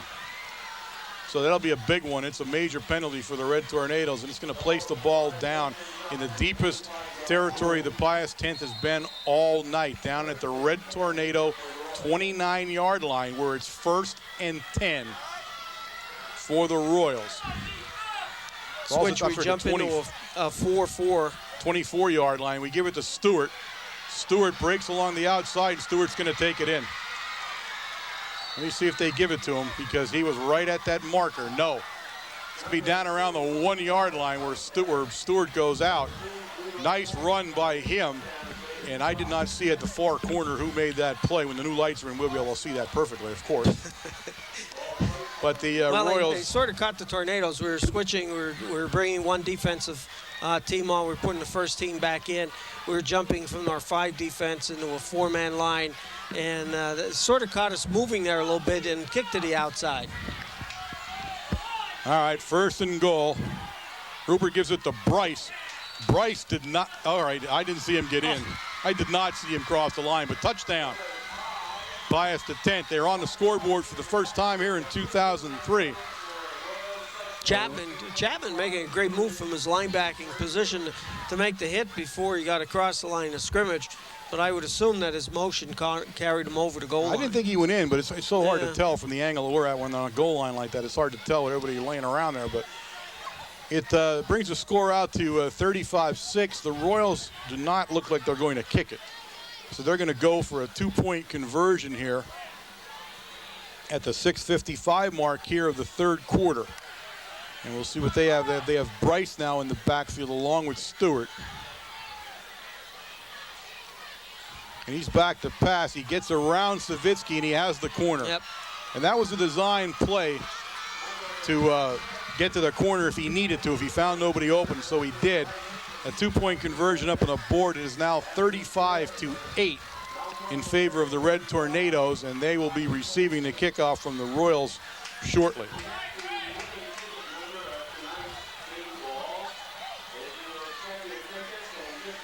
Remember, folks, we travel in 2 days' time, as you're seeing this on Wednesday.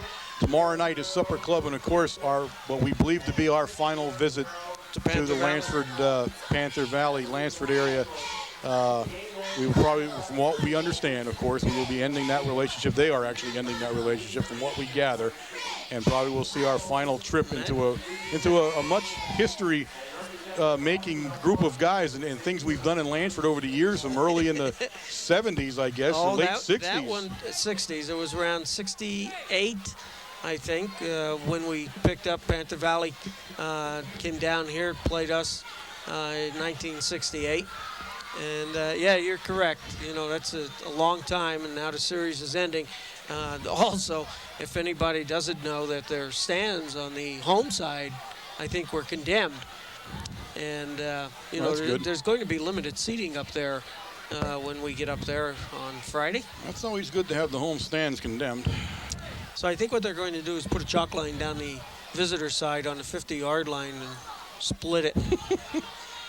I don't know who's going to fight over the pole that's sitting in front of us, though. Hildebrandt's going to kick. He's the freshman quarterback, and he's going to kick it right out of bounds. I'm not sure if that was an onside attempt or he just got sideways on it, because it was going too fast for an onside kick, though. He had traveled way too fast. We actually played that heads up. Nobody tried to cover, just let it go right out of bounds. It went like a bullet. So the Red Tornadoes will take over the ball at the 44-yard line. Now, you notice the clock is running now, so you are correct at that 35 mark. The mercy rule is in effect. The clock is continuing to run right now. Normally would not run until we snapped. So this game will be over a little quicker than we all had thought when we first entered it, as the Royals have just had a very tough time of it here. Sosnowski up under center. He's got Leonovich as that fullback, and he finds Morgan down there. And Nate makes a nice catch down the sidelines. He takes it out to the 48-yard line. 4-yard gain will bring up 2nd down and 6 for the Red Tornadoes. Sort of brings back memories. You remember in the first couple games, that's how Coach had brought Shinsky, you know, just got him into gear a little bit, those little square out passes, you know, 5, 6, 7 yards, hit your receiver. Nobody can intercept it. The ball's out of bounds if you drop it, and nobody gets hurt. Nosky brings him up. Everybody's out to his left on this play, but he gets it to Leonovich, or Ledkavich. Ledkavich pulls. He takes Willie Wallace about 10 yards down with him. Willie just couldn't let go, and he went for the ride because Ledkavich just carried him. Ledkavich is down on the sideline right now, and the way he's holding his leg, you're talking cramp. Yeah. I can see by the way he's trying to get his leg stiffened up that that's exactly what hit him. So Ledkavich is down, and this is not pretty as they do the old yank your leg and trying to get your calf undone. So he's out of the game. Hopefully it is just a cramp, although in his case he's hoping it isn't. But they got the toe thing going, so it is. Looks like Leonovich with the ball right to the 30-yard line. Shaiko in the ball game at the tailback position now. Mount Carmel area, I am sure right now, Coach Brennan is happy to walk away at 35-8 and say, great night, let's plan for Panther Valley and then get into the meat of the schedule. This was supposed to be a tough test. I mean, the Royals are no pushover, and they will be heard from down the line. They really will be. This is not indicative, I think, of the way you'll see this team play as they get into their schedule, which is a very tough schedule. They play a murderous schedule. Not only a tough schedule, but a traveling schedule. Yes, they move around, yeah, because they don't have a home field, really. Right. But you're talking about last year they ran out to – Oh, my goodness. Did you see that? What a pinpoint pass. Nice pass, and again, nice pattern by Wargo, number 27. But I'll tell you what, Mike looked. You think he was looking through a scope? Oh, he put that right on number 27. Look at that. You see that. You saw the replay of that. Look at the, what a pinpoint pass right at him. Wow. Borgo also came out. Cramps now beginning to claim a lot of the Red Tornadoes as this heat is just oppressive tonight. Really starting to lose so much fluid now in them as the game wears on. But shouldn't bother them since they have about 100 different people in the game so far anyway. Right. Scheike in at tailback, but he gives it to the fullback, and the fullback's going to take it in for the touchdown. That's Rodney Buracheski, and the fullback bowls it in. Buracheski, a junior, 5'9", 190 pounds, and he ran with some authority. That's a 5-yard run by Buracheski to put it in the end zone, and just like that, the Red Tornadoes answer the Royals' first score of the game. It is 41-8 now with Kufta on to attempt the extra point. It just doesn't get any easier for the Royals. Yeah, we saw Rodney come through a little bit in the playoffs last year in that fullback position. Kufta puts it up, and he is kicking with authority. That is good. Now 42-8, the score at the 3:39 mark here of the third quarter. And just when the Royals had some hope going there with the score, the Red Tornadoes completely throw water on that little flame that was flickering, and it's all over. So the Red Tornadoes will line up and get ready to kick off here. And a kind of a bang-bang third quarter going here for us. But really, everybody looking sharp. The thing now is the cramps, and both teams are suffering the cramps. It's not just us. I can see a guy, look at a guy across the way there. One of their guys is down with his leg up trying to yank his toe. You know, when they do the toe yank and you're in trouble.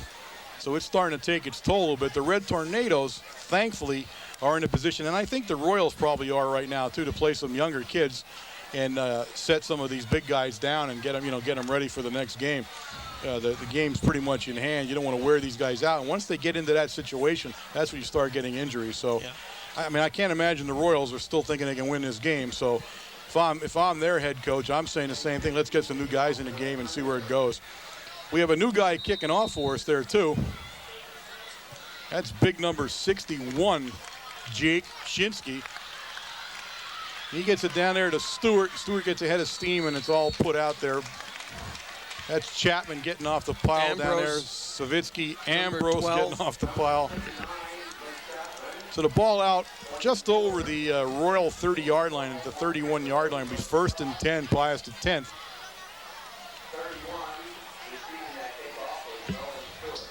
When we say that Pius doesn't have a stadium, what they have, actually, I assume they have somewhat of a stadium at Rosetto, but no one wants to play in it. So they play their home games when they can at Bangor, which is actually a public school and public with a beautiful facility. Stewart with a head of steam on him now as he's going to head out of bounds. Pushed out down there by number 28, Morgan. Morgan played that very nice. He ducked to the outside. He had a defender on him, a blocker. He ducked to the outside to make the runner go to the inside, and he juked back in and makes the hit.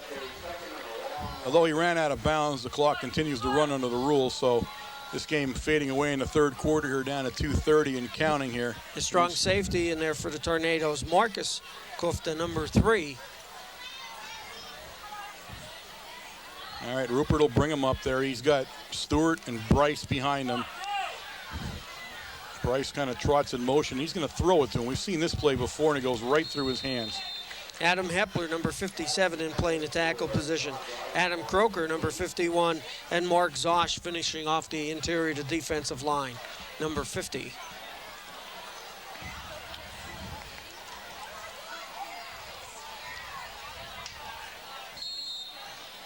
Looks like Chicatano has an ankle problem. If I can see him on sitting on the bench, looks like his ankle's wrapped with ice down there. You see it? I can't tell for sure, but that's what it looks like anyway. We'll know better at Supper Club tomorrow the extent of that. Stewart now, and he's going to go out of bounds. He's brought down in there by number 12, Ambrose, the freshman. And as we said, it does look like the Royals have packed it in here as we're just about getting ready for the fourth quarter as they're just running the ball now.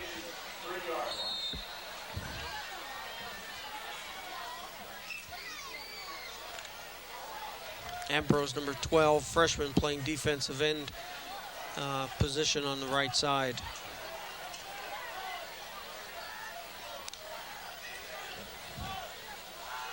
Quick pass out there. He gets number 30, and he's brought down by a group of Mount Carmel area players. Number 30 in there is Goffredo. And 34, Dave Sebastian, coming up from the corner position. He's going to bring up a second down now, and probably 6 to go where they mark the ball at. Under 35 seconds now in the third period of play. It's got to be tough on the Royals. They also face, a good 2.5-hour ride back on a bus.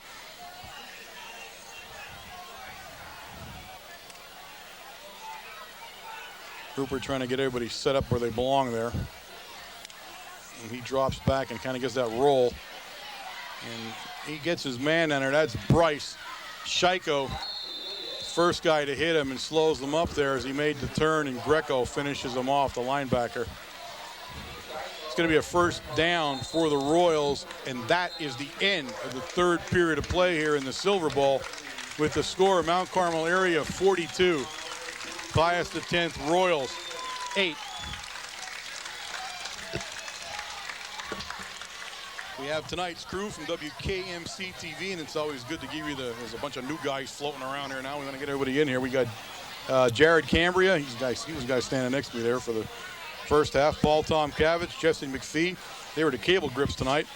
The field cameras are Krista Petruskevich, Scott Bullock, Lindsey Hutnick. Main camera, and they have in quotation marks, veteran Amy Hampton. Amy feels like Amy's been here about 5 years already or more. And your director is Paul Frouts. I mean, I think Amy's been doing it since we've been pretty much. I can't remember when she wasn't here. But she's got veteran status now with this crew, so she better watch out. Very warm night. I think the night got warmer than as it wore on a little bit. Stayed dry, thankfully, at least so far.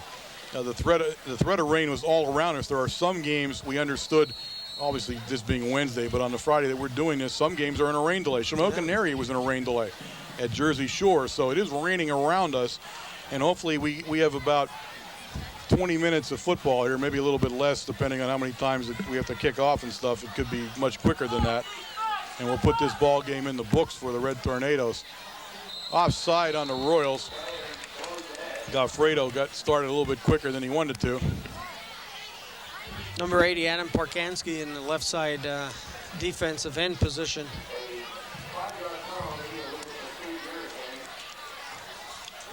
Trying to look here. I think I got number 57, Adam Hepler.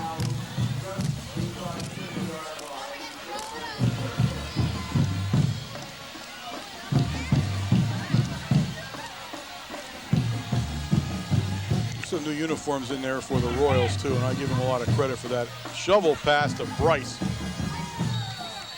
and Ambrose puts Bryce down at the 45-yard line. Ambrose having a nice game tonight. Yes, he is. He's having a nice football game on the defensive side of the ball for Ambrose, and he's a freshman, folks.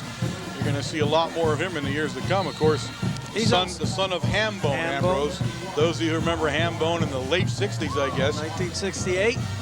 Right. We'll remember his bruising style of play. If this guy plays half as good as that, he's going to be a star. I'm not sure if Hambone likes being called Hambone anymore, but he's not right here. So if you've seen him, he can crush your head like with one touch. Downfield, we hit number 2, and he looks like he's off to the races, and he is. It's going to be a touchdown for the Royals, and that's Willie Wallace on the reception from Rupert. So touchdown for the Royals, now 42-14 with the extra point attempt for the Royals to come. All I was just clear out the zone. They brought 2 guys from the left side to clear out the center of the field, and they had dragged the end across, or the slot man across, the center going from right to left, and the zone was open. It was a good pass. They'll go for 2 now. I don't know if they go for 2 because they can't kick. I don't know. You know, sometimes they don't. Teams don't kick early in the season, and we didn't hear anything about a kicker. So we'll have to wait and see what they didn't do, but they didn't try even. And this goes right through Wallace's hands this time, right at the goal line, so the game will remain at 42-14. As he was standing right at the goal line too. He just couldn't hold on to it. Threw a bullet right at him. A strange pass right at the goal line, right in the middle of the field like that, where you'd have more congestion. Yeah, normally you don't do that. You're usually on the wings of on an extra point attempt like that. But now the key to that, and I saw him stand. I thought he was standing right on the goal line. The key to that is to get over the goal line, because you're going to get hit from the back and go the other way. You don't fall into the end zone very often that way. So needless to say, it doesn't matter since he didn't catch it, but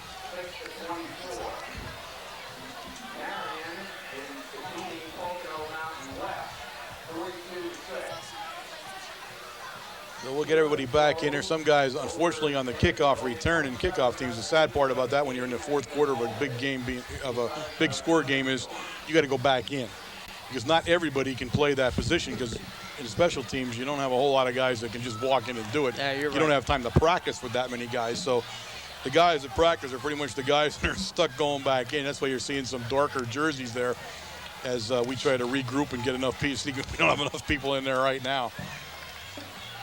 Leonowicz is back into the ball game. War goes back into the ball game. Yeah, we got the whole crew. Everybody, the original team, 81, Josh Jaworski now coming in for that right side. We had a heck of a time getting everybody in the ball game. They're going to onside kick it, and this time he touched it before it hit the 10-yard line. It's their ball. Yeah, I mean, you need to be more aggressive there. Sure. It didn't look like it was going to hit, but you got to jump in there, because they can't touch it until you do. That's right. So you've got to get in there. We played that one. Again, that's how you learn. I mean, you don't normally see that. It was barely going to make the 10 yards, and he was trying to guess whether it did or it didn't, I guess. But that is a play where you got to go up and get it. You're right. And that's easy for us to say standing up here, of course. When you're down there and have 11 guys running at you, it's a little bit different. But that's a learning one. So the ball, he got it right at the 50-yard line. It's smack dab in the middle of midfield. First and 10 Royals, 10:39 remaining here in the ball game. Going to pitch it out to Bryce, and Bryce is going to get the corner. And finally brought down by Savitsky down there, and Chapman. Initial hit made by number 88, Greco. And then he goes back and he makes the tackle again. Number 71, Marshall Morarkian on the tackle. So we've put some of the regulars back into this ball game as the Royals are now going without a huddle even. That's pretty interesting. As Rupert now tosses it out to Stewart, who also tries to find the sideline and does. He's taken out of bounds hard down there by Morgan, with a little bit of help from, let me see who gets off the pile down there. And that's Marcus Kufta with the help. Number 3, yeah. Again, he's out of bounds, but as we said, the mercy rule is in effect since mid-third quarter, so the clock continues to run. And we have a guy down on the field. Looks a red like tornado Kufta. is down Looks on like, the field. And number 4, Matt Kufta. Because we got somebody outside out there too. You see, you can barely tell. Matt Kufta's on the sideline with cramps. But there's a second guy right at Coach Brennan laying there. I can see the trainer down there, Swaley's down there with him.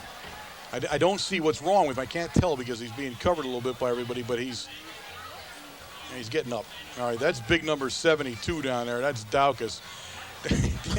Daukus got up and in front of told him to get back down.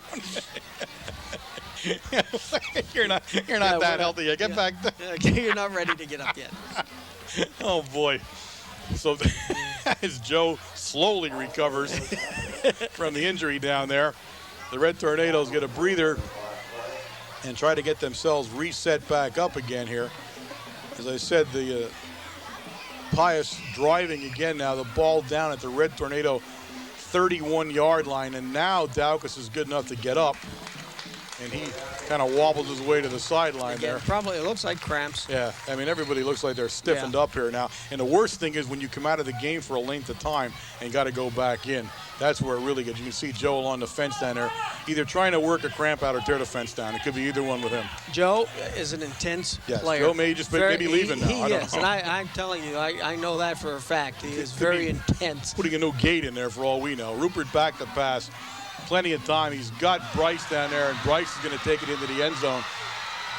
And now we're going to have to put the first team back, it looks like, because Pius Royals are kind of beating up on the irregulars here a little bit, which always amazes me. 42-20 now. The game will look so much better in the paper tomorrow and be a total blowout to anybody who's seen it or heard it. And these are kind of chumpy touchdowns to me. 9:17 remaining in the ball game.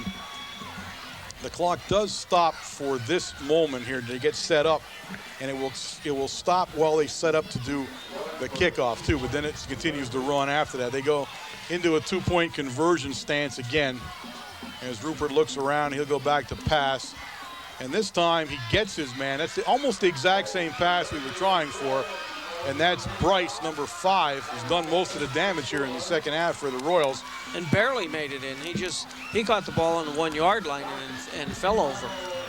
So one of the things you'll learn on this one is, even though a team looks like it's being wiped out, you got to keep your guys in and wipe them out a little bit more because they don't realize they're wiped out.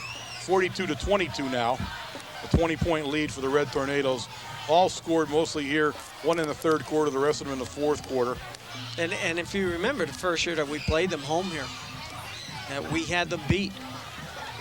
And they did not realize they were beat, and they just kept on coming at us, and ended up beating us by a touchdown.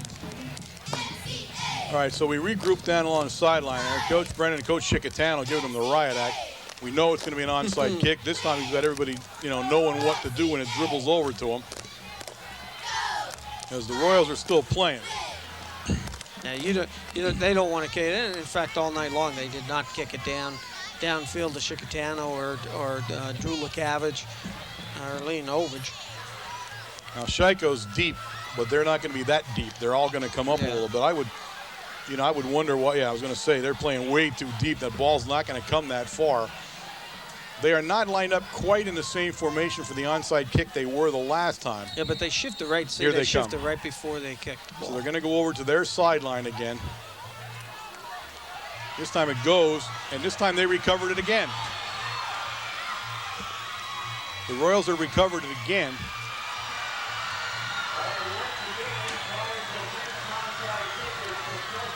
And now you're looking at an entire old unit of the Red Tornadoes have gone back out. They're on back defense. out there. The entire first unit that began the game, or parts of it, because nobody was really a first unit here through the game, but for the most part, you're seeing the whole group come back in and try to put a stop to the mini rally here of the Royals in the last minutes of the game. 9-10, 9-9, the clock running here. Red Tornado defense, ball inside Tornado territory at the 47-yard line of the Red Tornadoes. Rupert looking back to pass. And that's what they needed, right there. Skinner. There, that's the end of the Royals there, as you see the Red Tornadoes pound Rupert into the ground. That's Savitsky getting off, and Savitsky and Rupert having some words there. And he should, because Savitsky's been in his pants pocket the entire evening. But you see what Skinner did. Skinner put the pressure on, kicked him out of the pocket, and as soon as Rupert's out of the pocket, he's done. No huddle for the Royals, as Rupert now back to pass and in trouble again.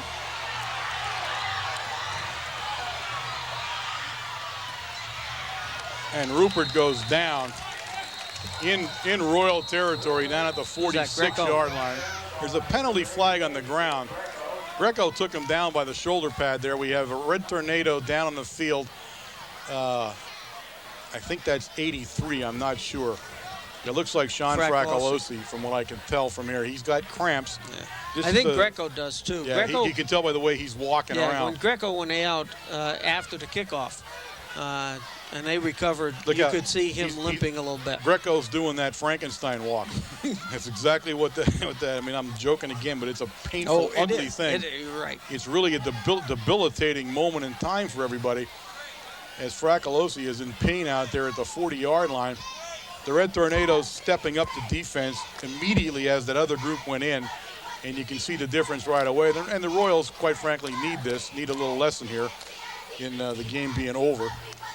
Rupert's kind of walking a little gingerly too, and he's taking a good wearing. Yes. By Savitsky. Yeah, pretty much by Savitsky's been the guy giving him the wearing. He's walking gingerly out there too. So the last 8 minutes and 21 seconds here to go.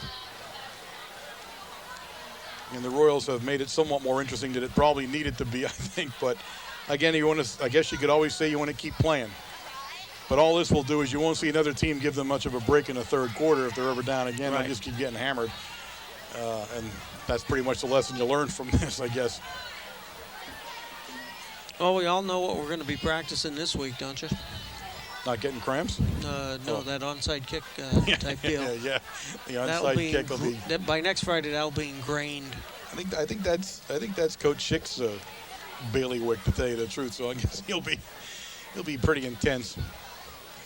Again, you don't run into that in the first game that often. You know what I mean? That's not something you see a lot. But again, you got to be prepared, and they've then put 3 in a row against us now. Bracalosi, both legs. Doesn't get any worse than that. I mean, you wish you had your legs amputated during a moment in time like this. And they're working hard at him. It's just such a humid and hot night, very debilitating night for everybody. You keep drinking and drinking and drinking, and it just keeps coming out.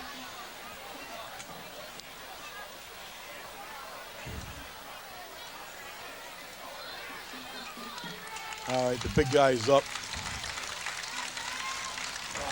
Ooh, and he's Frankenstein. He's Frankensteining his way across the room too here. The walk tells it all, guys. When you see a guy walking with his heels down like that, you know he's in trouble. You know what it is.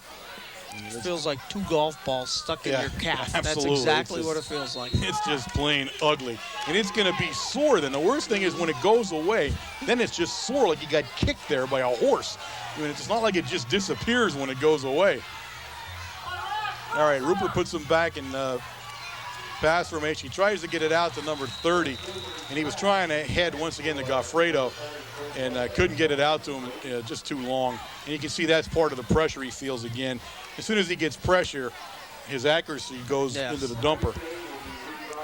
And you see who was over there ready to make the hit on the receiver, and that was Joe Daukus. Yeah. I mean, he's coming from the line position, from his tackle position there. He was headhunting. All right, it's a 3rd down now. It's 3rd and 20 for the Royals as they line up. Here's Bryce out to his right here. He's been his favorite receiver so far tonight. He goes downhill, and he's got number 2 down there. A nice tackle by Litkavich. And it's going to bring up a 4th down. That is not enough for the 1st down. He hit Willie Wallace down there, but didn't get him down to the sticks. So it's going to bring up a 4th down. The Royals in a no-huddle offense once again. It's a 4th down and a long 2. He got it. Quarterback sneak. He may have gotten it. We'll wait and see where they place it. Yes, he did. They're going to call a timeout by the Royals, I guess. The downs have been, I don't even want to think, the downs have been wrong on and off all game. There it is. I just said the same thing. That confirms it. No. The downs have been off the whole game. We were told they just had 5 downs. 5 downs for the 1st down. I know that those downs, the ref running the down marker needs to practice because he's got it wrong. I knew it was wrong the first couple times. He sends it out there to Bryce, and this time Scheiko down there along with Savitsky did not let him get the corner as he had before. But I am now, was good play. I am now vindicated on the down thing. I knew I couldn't have made a mistake that many times with the down. That guy over there has got to practice the down marker thing a lot because he's the one that makes the decision on when to flip it.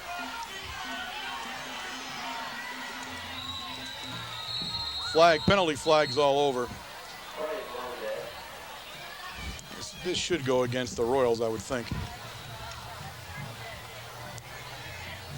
And it does. A little bit of motion before the snap of the ball. It'll march them back 5 yards. Original line of scrimmage about.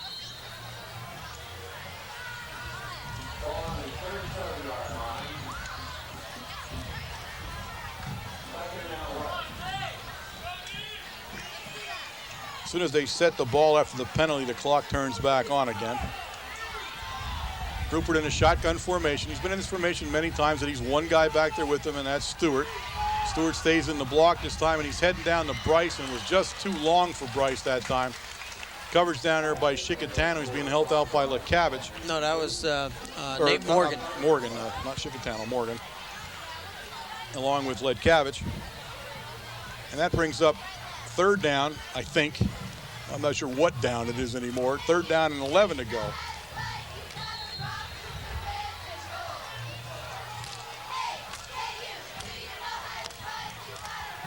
Well, we're definitely keeping the first team still in there yet. Well, I saw Sosnowski warming up, so I think we're going to put the first team offense back in too. Whoever the first team is. I mean, I have no idea who that would actually be anymore. We come up the middle on a blitz and flush Rupert out. Rupert gets away from some of it, still on his feet. Nice run by Rupert, and finally going to be taken down right near the first down marker. He's down along the 24-yard line where it is a first down. It was enough for the first down on a nice scramble by Rupert as the Red Tornadoes blitzed right up the gut, right up the middle. Everybody came. Yep, see, whatchamacallit, Drew Lukavich came out, and we needed a strong safety back there. We had to call timeout to get somebody in. The Red Tornadoes call a timeout, and out of nowhere, in a night that you couldn't even find air to breathe, the wind is blowing decidedly now. I mean, look at how windy it got. So hopefully it holds off for another 4 minutes and 53 seconds. Runner back into the center of the field. He was trying to get to the outside. 2nd and 9 now. Rupert's got plenty of time this time, and he finds Wallace, number 2, inside the 10-yard line. Wallace does a little cheapy move, but gets away with it. Funny how a team that gets its pants kicked off them starts to feel its oats in the last 4 minutes of the game.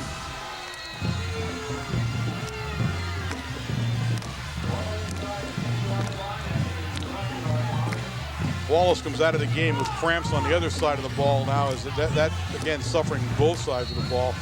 1st and goal now from the 9-yard line. Ball gets dribbled back a little bit there. Intercepted by Leonovich, and that will run the game out pretty much. Piling on. Again, get them off the field now. Pius X has lost control of themselves here, feeling their oats a little bit on some cheap touchdowns, and now they're going to take cheap shots. Second one in a row on the second play in a row. You got to get those guys off the field, Coach. They're frustrated now. You kind of built them up there for a bad ending is what it turned out to be.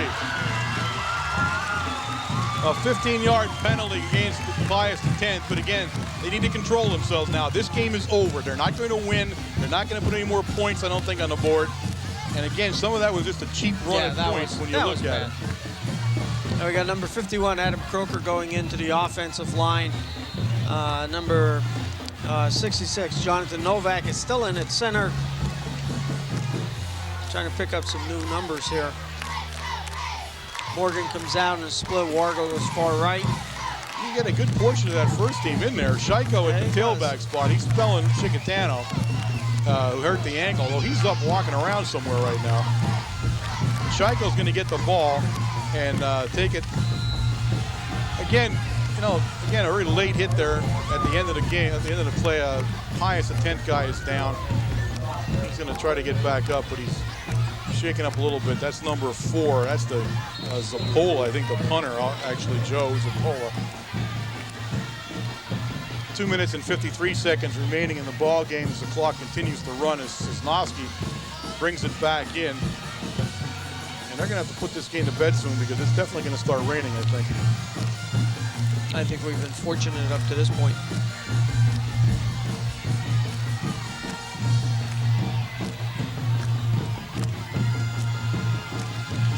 Nice run right up the middle down there. And that's Buracheski, 35, the fullback.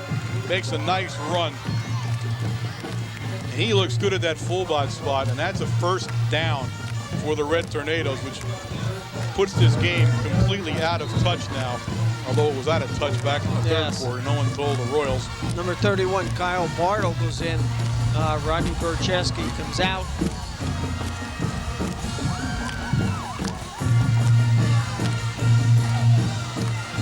Kyle is the fullback.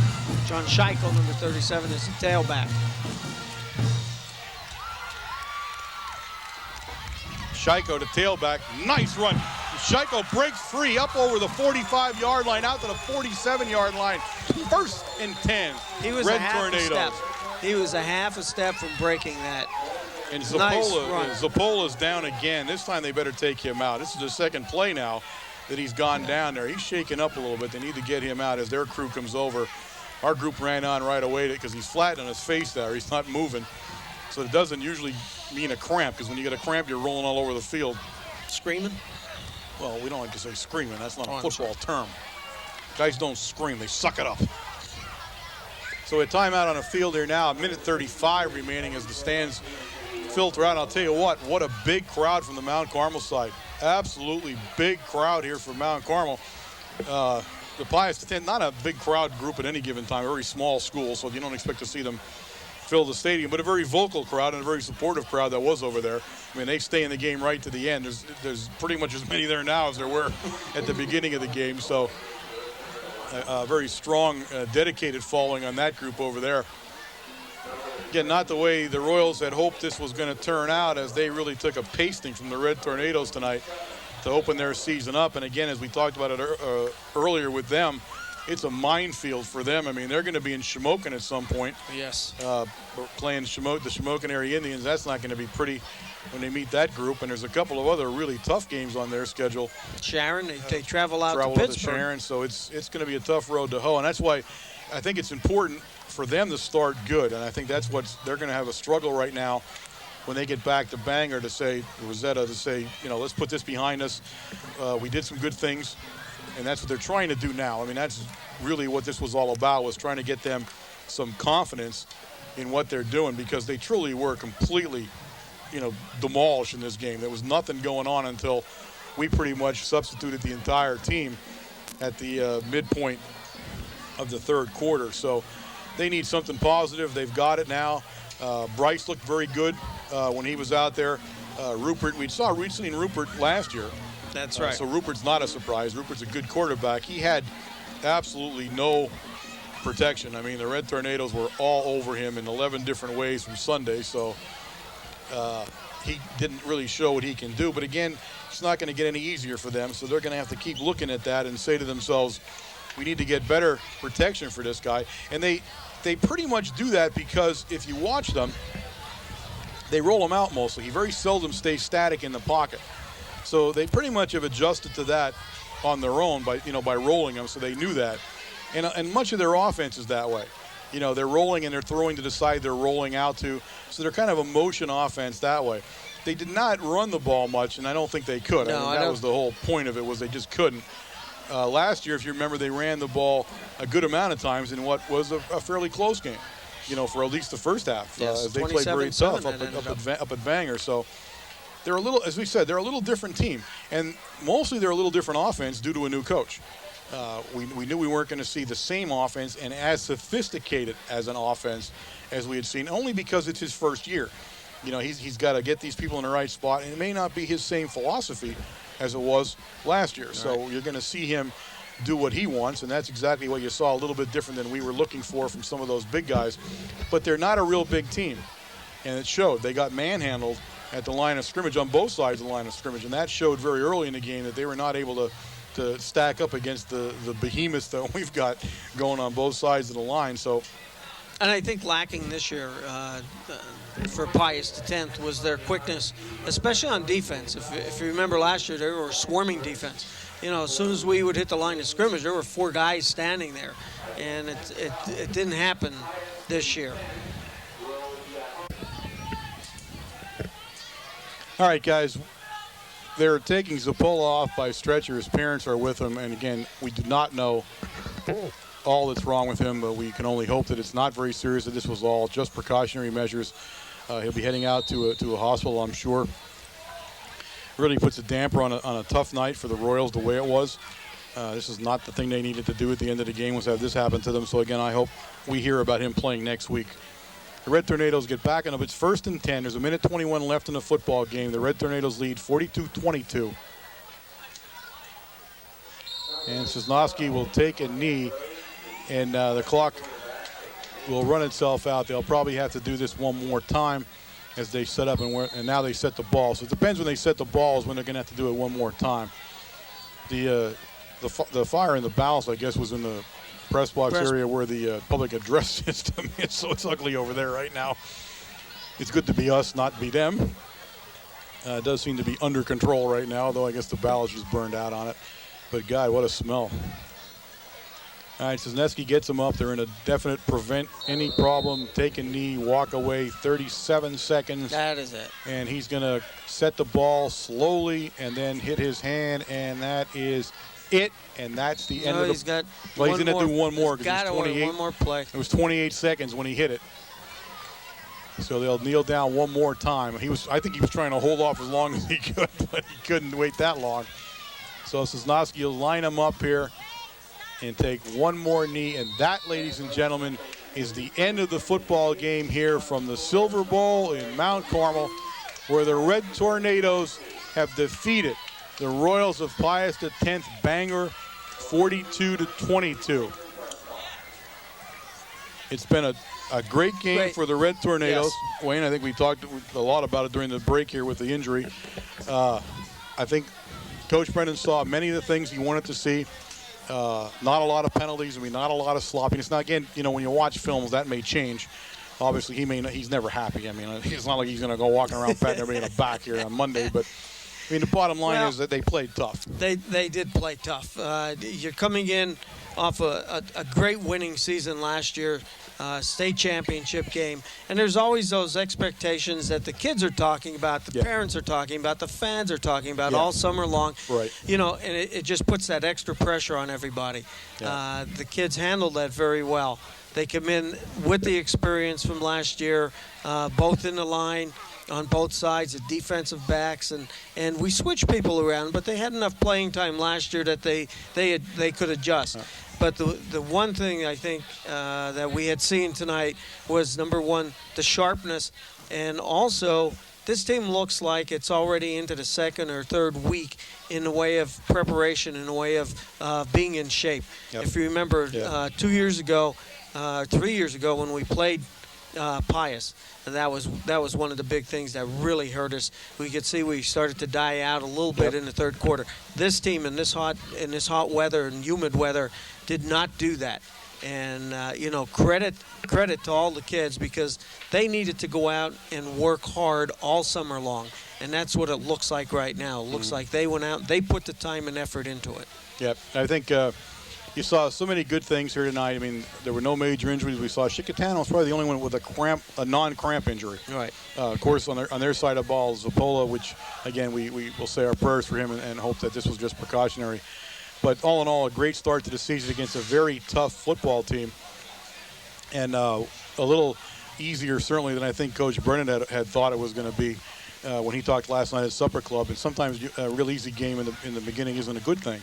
That is true. So and especially if you take a look at the schedule that is coming up, and once before we could go 4 games before we would hit the meat of the schedule. Right. That doesn't happen anymore. Right, we have the first 2 games as a gear-up game, and this first game is not a game that we could take too lightly anymore. And we got Panther Valley, and of course this is the last game for Panther Valley coming up next week, and then we get into the meat of the schedule and we hit all the big teams. So I think we wrap this thing up tonight. It was a great first night of the 2003 season. The defending state champs have opened their defense with a victory.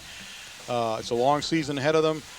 We look forward to seeing all of you next Wednesday night, as we'll give you the game tapes of the Lansford game up at Lansford. It's Panther Valley. They play actually in Lansford itself at the old stadium there. It's probably a little older than it should be.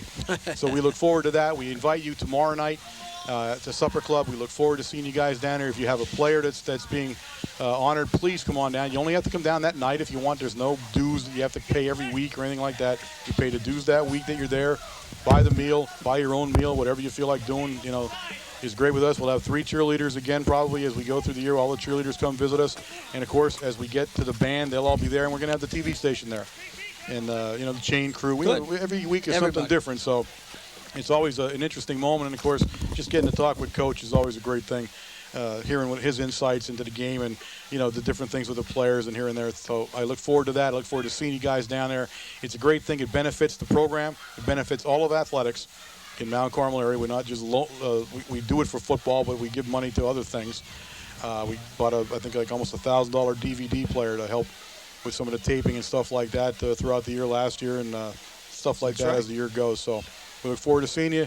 We look forward to seeing you for the Panther Valley game. Try to get up there, although seating will be a little bit tight from what we understand. So if you can't make it, we understand. This has been a presentation of WKMC TV, your sports network for Mount Carmel area. I am Warren Altamar. And Wayne Brokenshire. Good night.